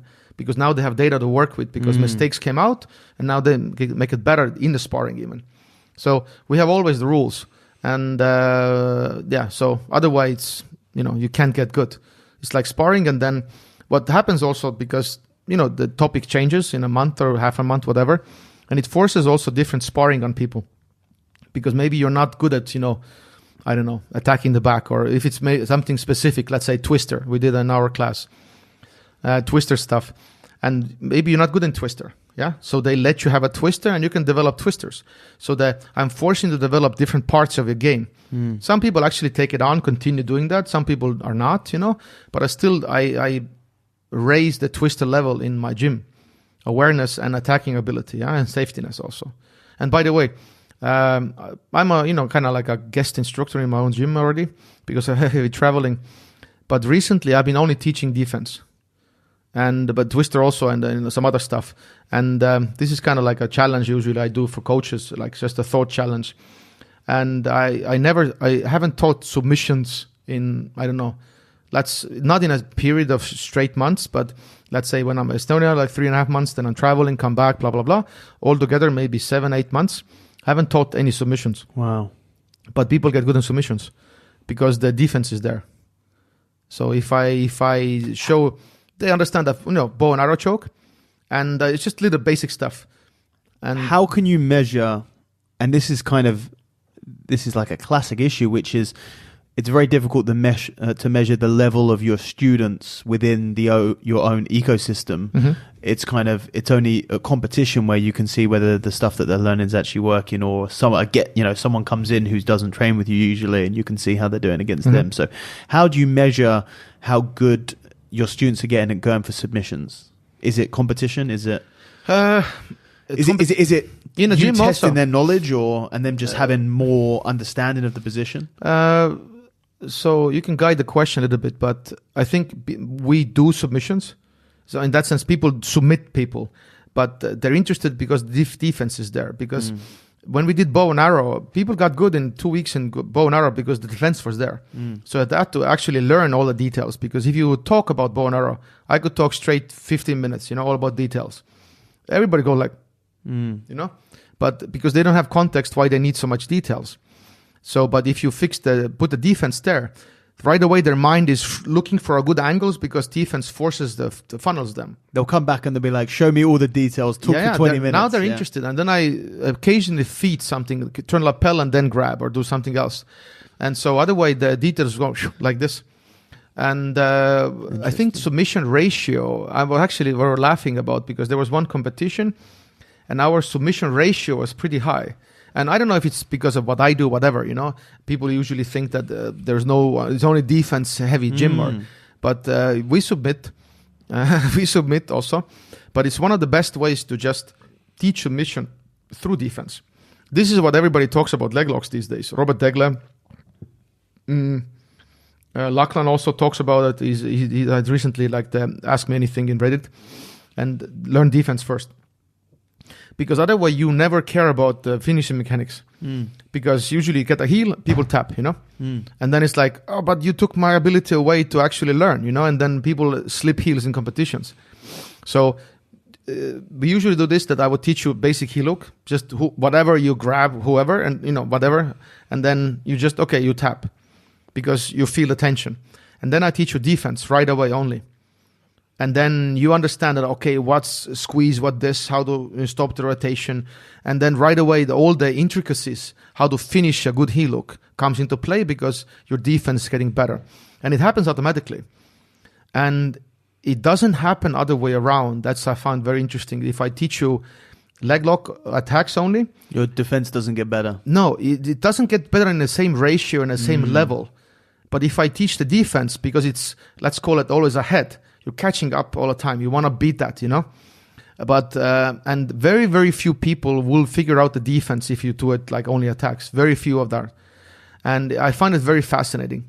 And also, with teaching defense, basically in a gym, I think it maybe somebody who listens to this needs more context, but then I'm willing to talk about it. Because clearly I want better attacks. Yeah, but how do we get better attacks? By pushing.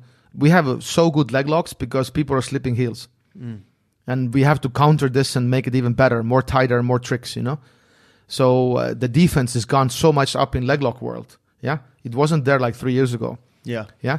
So upper body defense is not there. Not everybody is doing Carrot-Tonon like stuff, Imagine when everybody was like, this slipping heel hooks is now, let's say, higher level standard.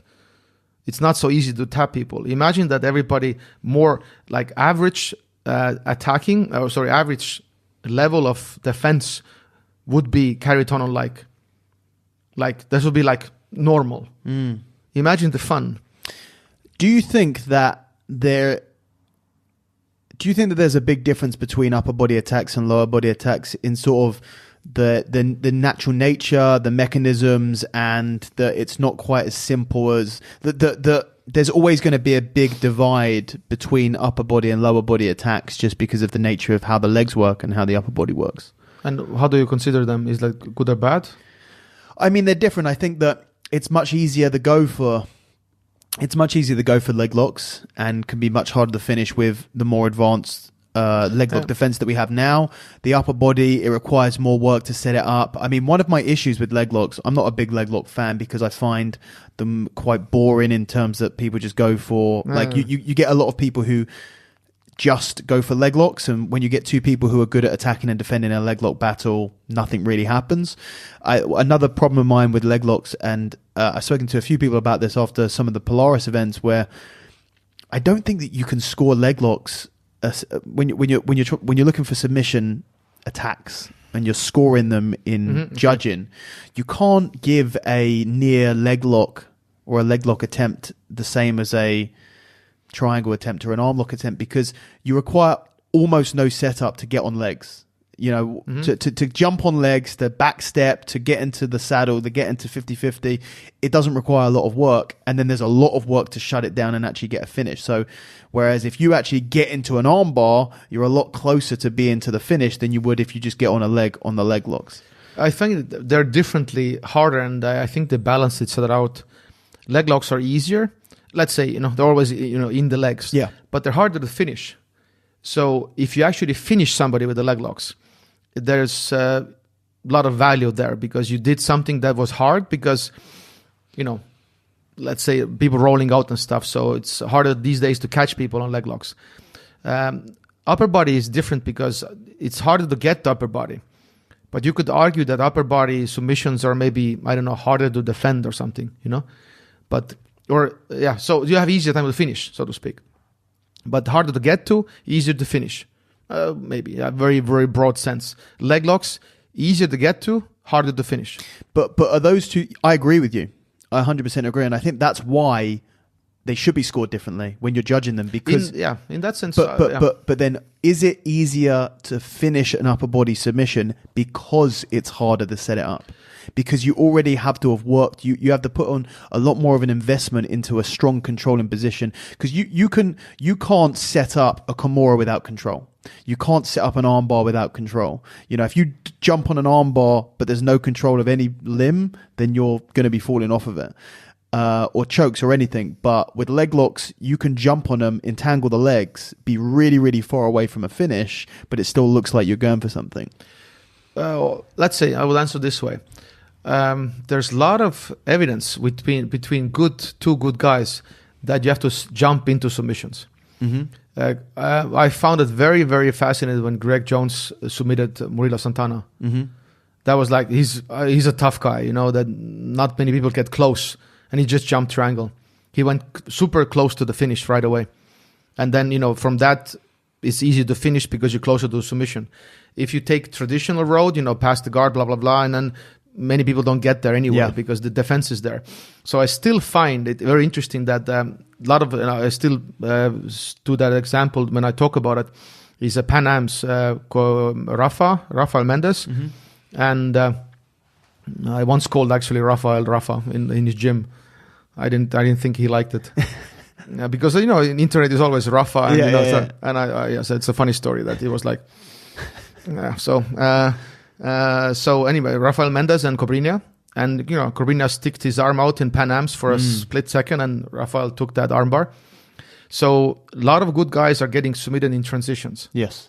And that's similar to leg locks example. Yeah. And that old traditional way, you know, pass the guard, have a side control, then do this to submission. Many cases it's true also. Gordon Ryan does this, you know, just mauls people and then, you know, goes to arm bars.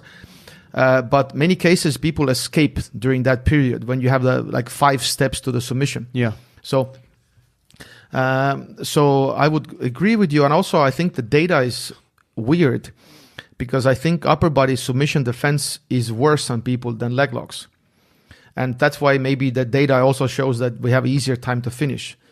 If everybody would be carried on like, you know, upper body escaping wizard also, then we'll see what happens. Because I don't think many people risk super late arm bars and super late Kimuras and, you know, and I think last EBI also Orchard got submitted by a Kimura. He was like, you know, defense master, whatever. But then guy from Argentina, I think, submitted him. It was for everybody's surprise. And so I think upper body knowledge, like somehow it's different. It's even defense is harder. I would argue about that, you know, that evidence points to it. I can be as good as I am, whatever, but evidence points that we can have also very late, weird defenses against even, I would call it Danaher style Kimura. That, you know, arm is behind, he's stepping over, you know, his DVD picture is also like doing some sideways Kimura and then arm is right there. I think there's a way to get out of that. And the evidence points towards that. And I can do it in a slow speed at the moment. I'm not claiming, you know, that making big statements here. But we can do it in a controlled environment. I do everything right for a Kimura and you get out. I'm afraid to do it because I have very bad shoulders. I have to drill a little bit more and be with safe partners that I can, you know, do it in a more faster. But there seems to be a way. So that, you know, I'm also talking about doubt, you know, so I'm not 100% and everything. So, and I think that's what I'm, you know, willing to do because we might have better matches, you know, because leg locks are, you know, I'm not saying they're cheap like some older generation, but there's still some nerve-wracking situations with leg locks also. And because there's like late heel like defenses. I would like to see those things also in upper body more. And then we have a better data. Because right now I would agree with you that, you know, if you get to the armbar, it's more likely that, you know, you do it. And also I think certain armbar defenses got better because of EBI. Because people were forced because of the, you know, overtime rules. So, and right away everybody started to think like, okay, armbar escapes, you know. So there's a gap still that people weren't that good, but they had to because overtime mattered a lot. So, but I think so. I was super interested in watching those overtimes for back escapes and also for armbar defenses. That what happened and how people adapt. So, but like I said, leg locks are forcing you to develop leg lock defenses, and arm bars only when you have EBI, jokingly EBI rules. That now we see better data. And what else? So yeah, the judging, I think I agree. Visually, I think it's like there's more value in upper body because you had to pass the legs and everything. But also it might be like traditional thinking because it's guard, pass, side, and mount. Yeah. But if you just jump over them and jump to submission, then they're the same little bit. Then it's just only legs, upper body, legs, and very close to submission, like Kimura traps. You go very straight to the end, and you skip all that traditional jiu-jitsu, You basically, get a guillotine grip and jump over and then work for guillotine anacondas and stuff. So I think a little bit the game has gone towards that also. That it's so annoying that even Keenan, I think, said that in no-gi, you pass the guard and one mistake, you put back in a guard, And even, I think he fought one of the Rutolos and he got almost, buggy choked and then he straightened the arm and he got put in a guard right away, Yeah. So, but, maybe it was a strategy, get the points, in judges' eyes, whatever it was. But I find the game, I think the trend is to go straight to submissions more. Jump over butterfly guards to straight to arm bars or flying triangles. And so we'll see, because something is changing. And we'll see when it stops, maybe traditional stuff still stays, position. But clearly there's a trend of just right away jumping to stuff. And that's what everybody been saying, like, arm bars, you do arm bars, you can go to legs. And from legs, maybe they do some defense, you jump to arm bars, skipping certain traditional way. Because I think actually traditional way will come out if the submission defense is good. Then you need side control. Why would you take side control or mount if you can go to as close as possible to submission? Only if the defense is as good as it is. You have to take previous positions. Yeah. So I'm actually thinking that there was ancient times, maybe they were so good in defense that strategy, also because MMA, I think it worked and stuff, but it tickles my mind that those positions are necessary if you have a very deep knowledge of defense and you have to play side control this way because everything is, hidden or defended and you have to set up differently, So, but that's in my head, so to speak. I don't think it's based on any data, but it would make sense that way, that side control exists. Other way, just go for submissions. And of course, people don't like it also because, you might lose it also, then you lose everything to get back to the guard. But I was never a advocator, I think, or these days I'm even less of just, the pass the guard, get to the upper body. I think you will try to pass the guard when the leg lock defense is good. Otherwise, why not leg lock people like 10 times in a row if they just give me your legs? And if you have a good open guard, protect your legs, then I'm forced to also develop certain passing and, upper body attacks in that sense. So, and by the way, this is how we do it in our beginners courses. We only, right now, it's just a fun side note, we have 20 classes and we only teach submissions. There's no guard pass, there's no guard, there's no escape. In the beginners class? Yeah. In the beginners program? Yeah, we have 20 classes. Only submissions. Okay. And that is one of the best beginners courses we've ever done. Wow. And because the logic is there that we teach them, inside heel hook, outside calf slice, knee bar, toe hold, Achilles, banana split, Tarika Plata, omoplata, Dars, anaconda, everything, guillotines, obviously, But and normal, like triangles, arm bars. Yeah, everything. Yeah, but I'm named the heel hooks also. Yeah. I do jiu-jitsu. I don't like IBJJF jiu-jitsu. Yeah. I can compete there, but I don't let them dictate what I call jiu-jitsu. In no-gi now, they've allowed the... Yeah, I do heel hooks in a gi. They're wonderful. You do heel hooks in a gi? Yeah. That's controversial. That's awesome because they're harder to escape. Exactly. That's why I do them. Because if you can escape them with a gi, in no gi, I have easier time. Oh yeah, big time. Yeah, so that's why sometimes somebody should not be good at hiding heels. Put the boot on. Yeah, like wrestling boots. If you can escape with the wrestling boots, I don't do it, but if I would say, if somebody wants to really get good at this, put the wrestling boot on. Wow. And then take the boot off, and you have like a boom, boom, boom, boom, you can escape. So you have this, what they call it, constrained length method, that people talk about these days all the time. But yeah, we do it's only submissions. And we have 8 to 10 minutes warm up when we teach our defensive structures. In 20 classes, we stretch them so they know how to totally shut down. What is the structure of turtle? So there's no formal warm up. And then it's 15 minutes submissions with progressive resistance drills also, and feedback and everything. So they get to finish submissions a lot, and everybody's happy. But you're showing them submissions from side control, from mount. No. How are you showing the submissions? From the end. From the end. You're starting in an armbar and you're just showing the finish. Yeah, sorry. I'm teaching backwards because that makes sense. So I'm teaching them armbar, and if they can finish, they're bored. Coach, I got it, And then you go, okay, first you start with this armbar, then you let them do this, Yeah. Then you do this. And finally, somebody can go to the, let's say, certain simple S-mount armbar and, push the face, leg over and fall. But they start from the end and they want to build complexity themselves. And because they want success, and if you teach S-mount, there's too many moving parts. Mm. And then they don't get to armbar that correctly. So you start from the end. So they know the B, they have to connect the A now. And so, it's not like you go to the mount. They have no knowledge of positions, like a mount and stuff. And it's actually super fun. This is for everybody who's listening or whatever, watching. This is a challenge.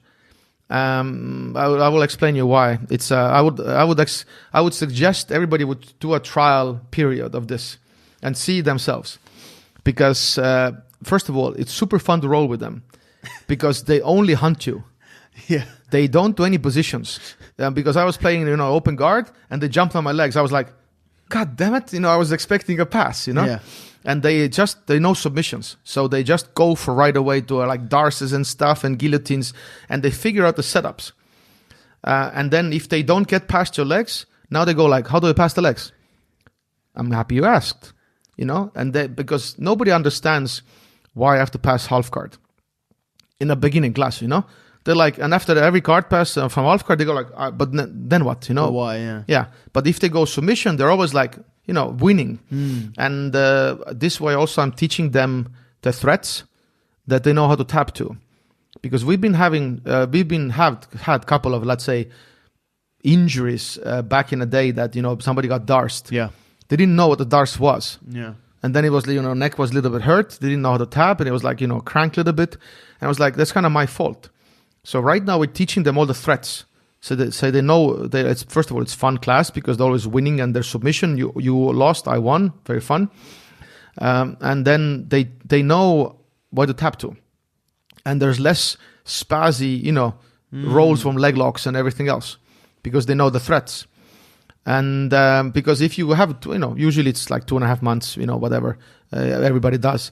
And if you spread it with guard passing, guard and escapes and submissions, you have to do everything a little bit. Yeah. That doesn't make any sense, because if they roll, they're still missing everything.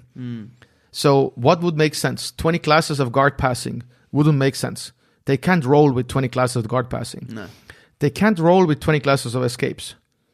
They can't roll with 20 classes of guard.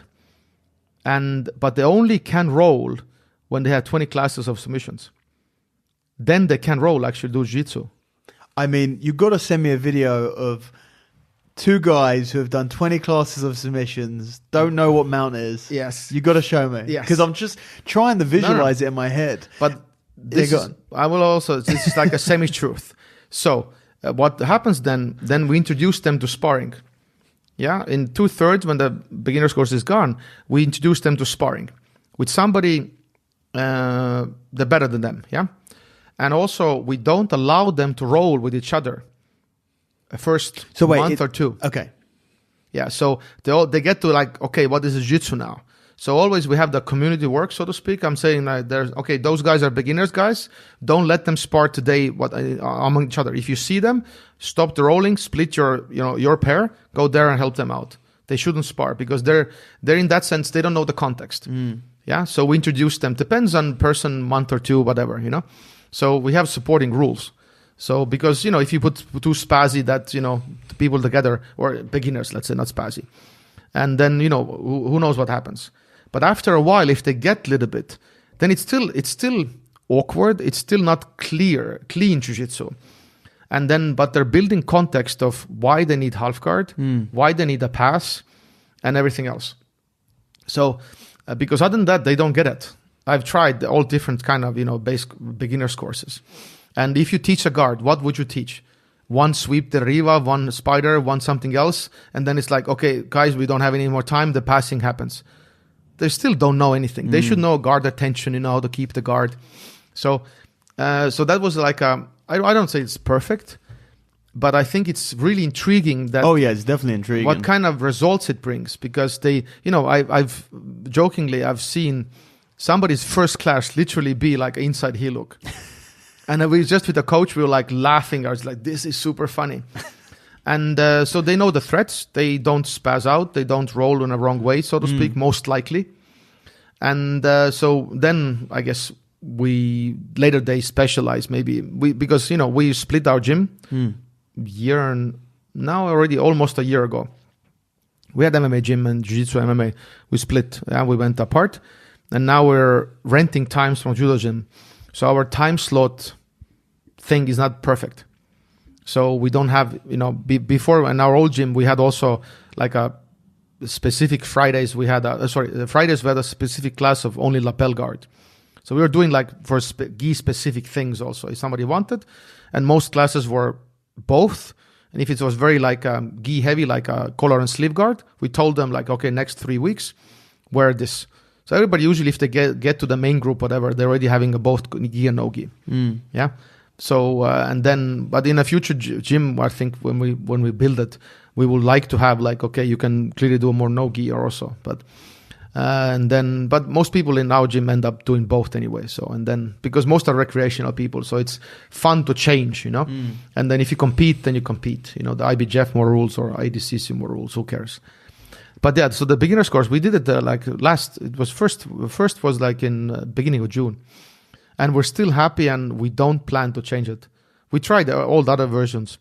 And I think this sounds super crazy. Most black belts I talk to, one guy in Finland actually asked me 3 times, what? Why you doing what? I was like, yeah, did you only submissions? Only submissions? It's like, yeah, nothing else. Like, but you're the defensive BJJ guy. Yeah. So... And the joke is that ongoing joke, but I'm so misunderstood, that I'm trying to make submissions better, or even let's say I'm trying to teach myself submissions, but I don't find out the best information because if the defense not there, So in that sense, yes, I'm fascinated by defense, but only to find out what's the best attack is, because I've already done some Tariqa Plata's things and I see how people adapt right away. They're doing better angles, more tight, everything. So it's one of the very good side effects we have seen. We had a guest from Russia, one of my black belts. Vova was visiting Estonia. Maybe it's right now even there. And he was rolling with my brown belt, Tom, no-gi brown belt. And because Tom kind of also escapes quite good. And then Vova also like everything has to be more precise now because the defense is so, like typical leg locks, everything. And then clearly there's a point also you tap, and then the argument would be like, if you really have the best attack, do you still would do the very late defense or it would not work anymore because the attack is actually at their maximum level. So maybe it pushes the defense now the earlier again because later doesn't work. Because maybe later only works because your attacks sucks, So that I don't know because I'm interested to see what leg locks, because defense is right now, people are escaping really late heel hooks. So maybe we have like a surge of, okay, now we fix the heel hooks, whatever that means. And then we can't slip any more heels, or maybe upper body. My think is like, if you find the best way to do Kimura, maybe we can't escape them late. But we're not there yet because the evidence also points to Roger Gracie escape Puchecha armbar. That would be very good test of his escaping skills, Verdum Magalesh. So we still see them. So, but it's very cocky. Would say like, okay, maybe Verton doesn't know armbar. So, but I'm not saying that clearly. But that's just the thought process would be like, because if the attack is the best it can be, maybe the defense has to be the earliest then, because it's less likely to work in the end then maybe. So that's my philosophical goals, to find out the best versions of stuff. We'll see. And so, but those thoughts should all be challenged, that, and then we'll see when we get there. So, I mean, I had a few more questions, but I feel like that's a pretty good way to end it. Yeah, because I know that you've got to get off. You've got to get up. It is what it is. I'm happy. I'm here. So if it's anyway, we can finish. If you have something, I'll ask you a final question which is going to be the main other question that I asked you, because we were talking about it earlier about Reddit and people getting mad at you. Would you say that you are controversial in the grappling world? I guess people. If I would say yes, that I know I am. I would like to say that I understand why I'm considered controversial, but I don't think I am, because I speak what others are spoken before me. But maybe my language, the way I do it, maybe it's different. Maybe it's more provocative. But I'm using those mantras, Helio Gracie, defense is self-defense, survival, Ruran Gracie, survival, Andre Galvao match, He got some heat also, but I don't think I'm speaking that sense. But clearly, I'm coming to the spotlight more, and people criticize me more also. Maybe Henry Gracie or Ruran Gracie is not there to speak people in Reddit and express his ideas. He has different channels, So, but if I'm controversial, I like it. That if I create a reaction, that's I think the point. If it's a negative reaction or a positive, that's what they say usually, that people are not neutral. Yeah. And then I'm not saying. Then let's say I do my job right. Yeah. And then everything should be, what comes to me is evidence, should be evidence based. And if I couldn't do what I do, I would have been called out like years ago. So that also people should consider that. I do public tests in the seminars when I let brown and black belts choke me and they can't. And then I do the seminar. I start with public test. And I always say, if I cannot defend, then we'll change the topic of the seminar. And then I still do those things. So, and if I would be totally full of shit, I would be called out. Clearly, there's something I still, let's say, innovate or discover that are fresh. And clearly, there's some things I already know. And if I'm being considered controversial, I like it. I take it as it is. And I'm keep doing whatever I do anyway. But it's always good to hear that, because I don't understand, like I said, social cues. And it's interesting to see how people see me. And okay, you were this, and you're controversial, or you like what you do, and you were that guy more, you were like Gracie's or talked about this. So there's a full spectrum. So I appreciate them all, because the feedback is how you get better. And then I don't mind it, because it is, first, like Joe Rogan says, like, you never read the comments, Yeah. But I still read them at the moment, and they're funny. I take them as it is. And I think I have a couple of official haters also. So that's how you know you're doing it right. Yes, I was about to say that there were some talks that somebody was like, okay, I will fly in Estonia, expose Priit and everything. I was like, I appreciate also that level. But, it can also get a little bit spooky, in those areas. But I guess that's the price of doing something right. So, and I irritate people, or people understand me also. So I really enjoy both worlds at the moment.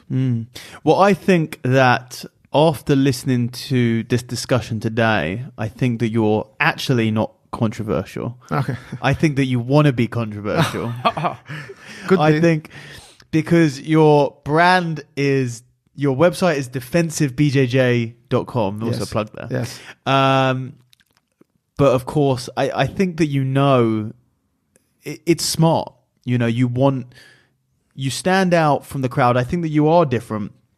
I don't think that you're just. I mean, I don't think that you're just trying to stand out, but actually you're preaching the exact same. I think that you're preaching the general philosophy in a slightly different way, but you are not teaching purely defensive stuff. And that's kind of, even coming into this podcast with you, I'm thinking, you know, that is the goal. You are Blastoise in the shell, you know, you're the turtle. But actually, you know, it makes far more sense in the context of mastering defense to be able to improve offense. And, you know, I always say that the best way to learn a defense is to understand the attack. The best way to learn the attack is to understand the defense. Everyone wants to be able to attack, so you've got to understand the defense as well. And then I think that you're quite happy to be controversial. Call it defensive BJJ, even though you're teaching attacks as well. And then just go ahead and just flip the script completely and teach 20 weeks of submissions to the white belt. So and you know, this is why I love the podcast, because I think somebody asked also Firas Sahabi about me in his podcast. You know, he has, you know, Q&As and stuff. What about Priit? And he had also, I think, misunderstanding about, I know Priit's work, and, you know, but you need also attack. You need to attack. And people are accusing me that why I don't attack. Yeah. But, you know, that's my research. I'm studying that. Clearly, I've done my fightings, you know, when I was younger and competed. And now I'm just enjoying my research. I'm not saying you don't need attack or shut totally down. And then I'm just, you know, like I said before, hearing people talking about defense is important. Yeah. I'm like, yeah. But clearly, I'm not the guy that puts out attacking videos by purpose, because there's good enough guys that are doing this. I don't feel I have to contribute there. So my job and my time is spent better doing this research on this. And it's easy to jump into conclusion that this is all what I do, and I roll like this all the time. I can be super defensive, and also I can attack, obviously. But yeah, so if people like see my work, then it should always have a question like, in what context this would make sense? Yeah. Why is Priit doing this? What is actually saying? You know, it's easy to go, but you need the attack also. Yeah, I know, no shit, Sherlock, you know. So, but why I'm doing this, you know? So why is what's my motive and what's the context here? And that's why I appreciate that, you know, if I can make sense of you a little bit, you know, like what I'm about, and you're like, okay, now it makes more sense, whatever, you know. And so that's why I love to talk about it. And because I'm so misunderstood, you know. And so because you are kind of like a, you know, I would say first famous person, you know, that took me to the podcast. Yeah, because you have certain reach, and your opinion also matters, you know, and you want your listeners to have certain value and stuff. So I also appreciate that, because if I don't want to be misunderstood also, it's like a little bit like a burden. It's like a brakes on a little bit, you know. So it would be easier that if people understood what I do, and then, you know, just this is what I do. But then I have to always explain extra that, no, this is not about actually what you think and blah, blah, blah. So it is a little bit a drag. But it is what it is, you know, because it is a little bit, like you said, maybe new way of presenting that a little bit. And that's the burden of new things, you know. So, and hopefully after the listeners have heard this episode, they understand a little bit more, and you can tick a few thousand people potentially off of having to ask you the same question again. Priit, I don't want to keep you up for too long. I know you've got to get up to do some seminars up north. Thank you very, very much for being on. I appreciate it a lot. I'm happy to be here. So yeah, thank you. That is all for today, guys. I hope you enjoyed that episode. If you want to follow or find out more about Priit, then you can check out his Instagram account. His personal Instagram is Priit_Mihkelson, which is PRIIT_MIHKELSON. You can also find his Instagram for Defensive BJJ, which is simply @DefensiveBJJ.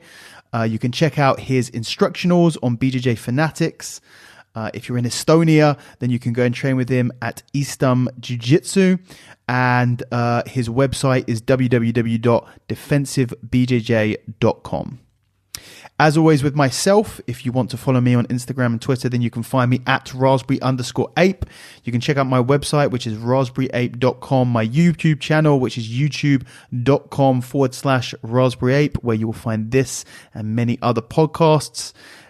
Check out this podcast on Spotify, SoundCloud, iTunes, Stitcher, and all other good podcast directories. And as always, if you can leave a review on iTunes or something like that, then that's always appreciated. Hope you enjoyed this episode, and I will catch you guys next time. Take it easy.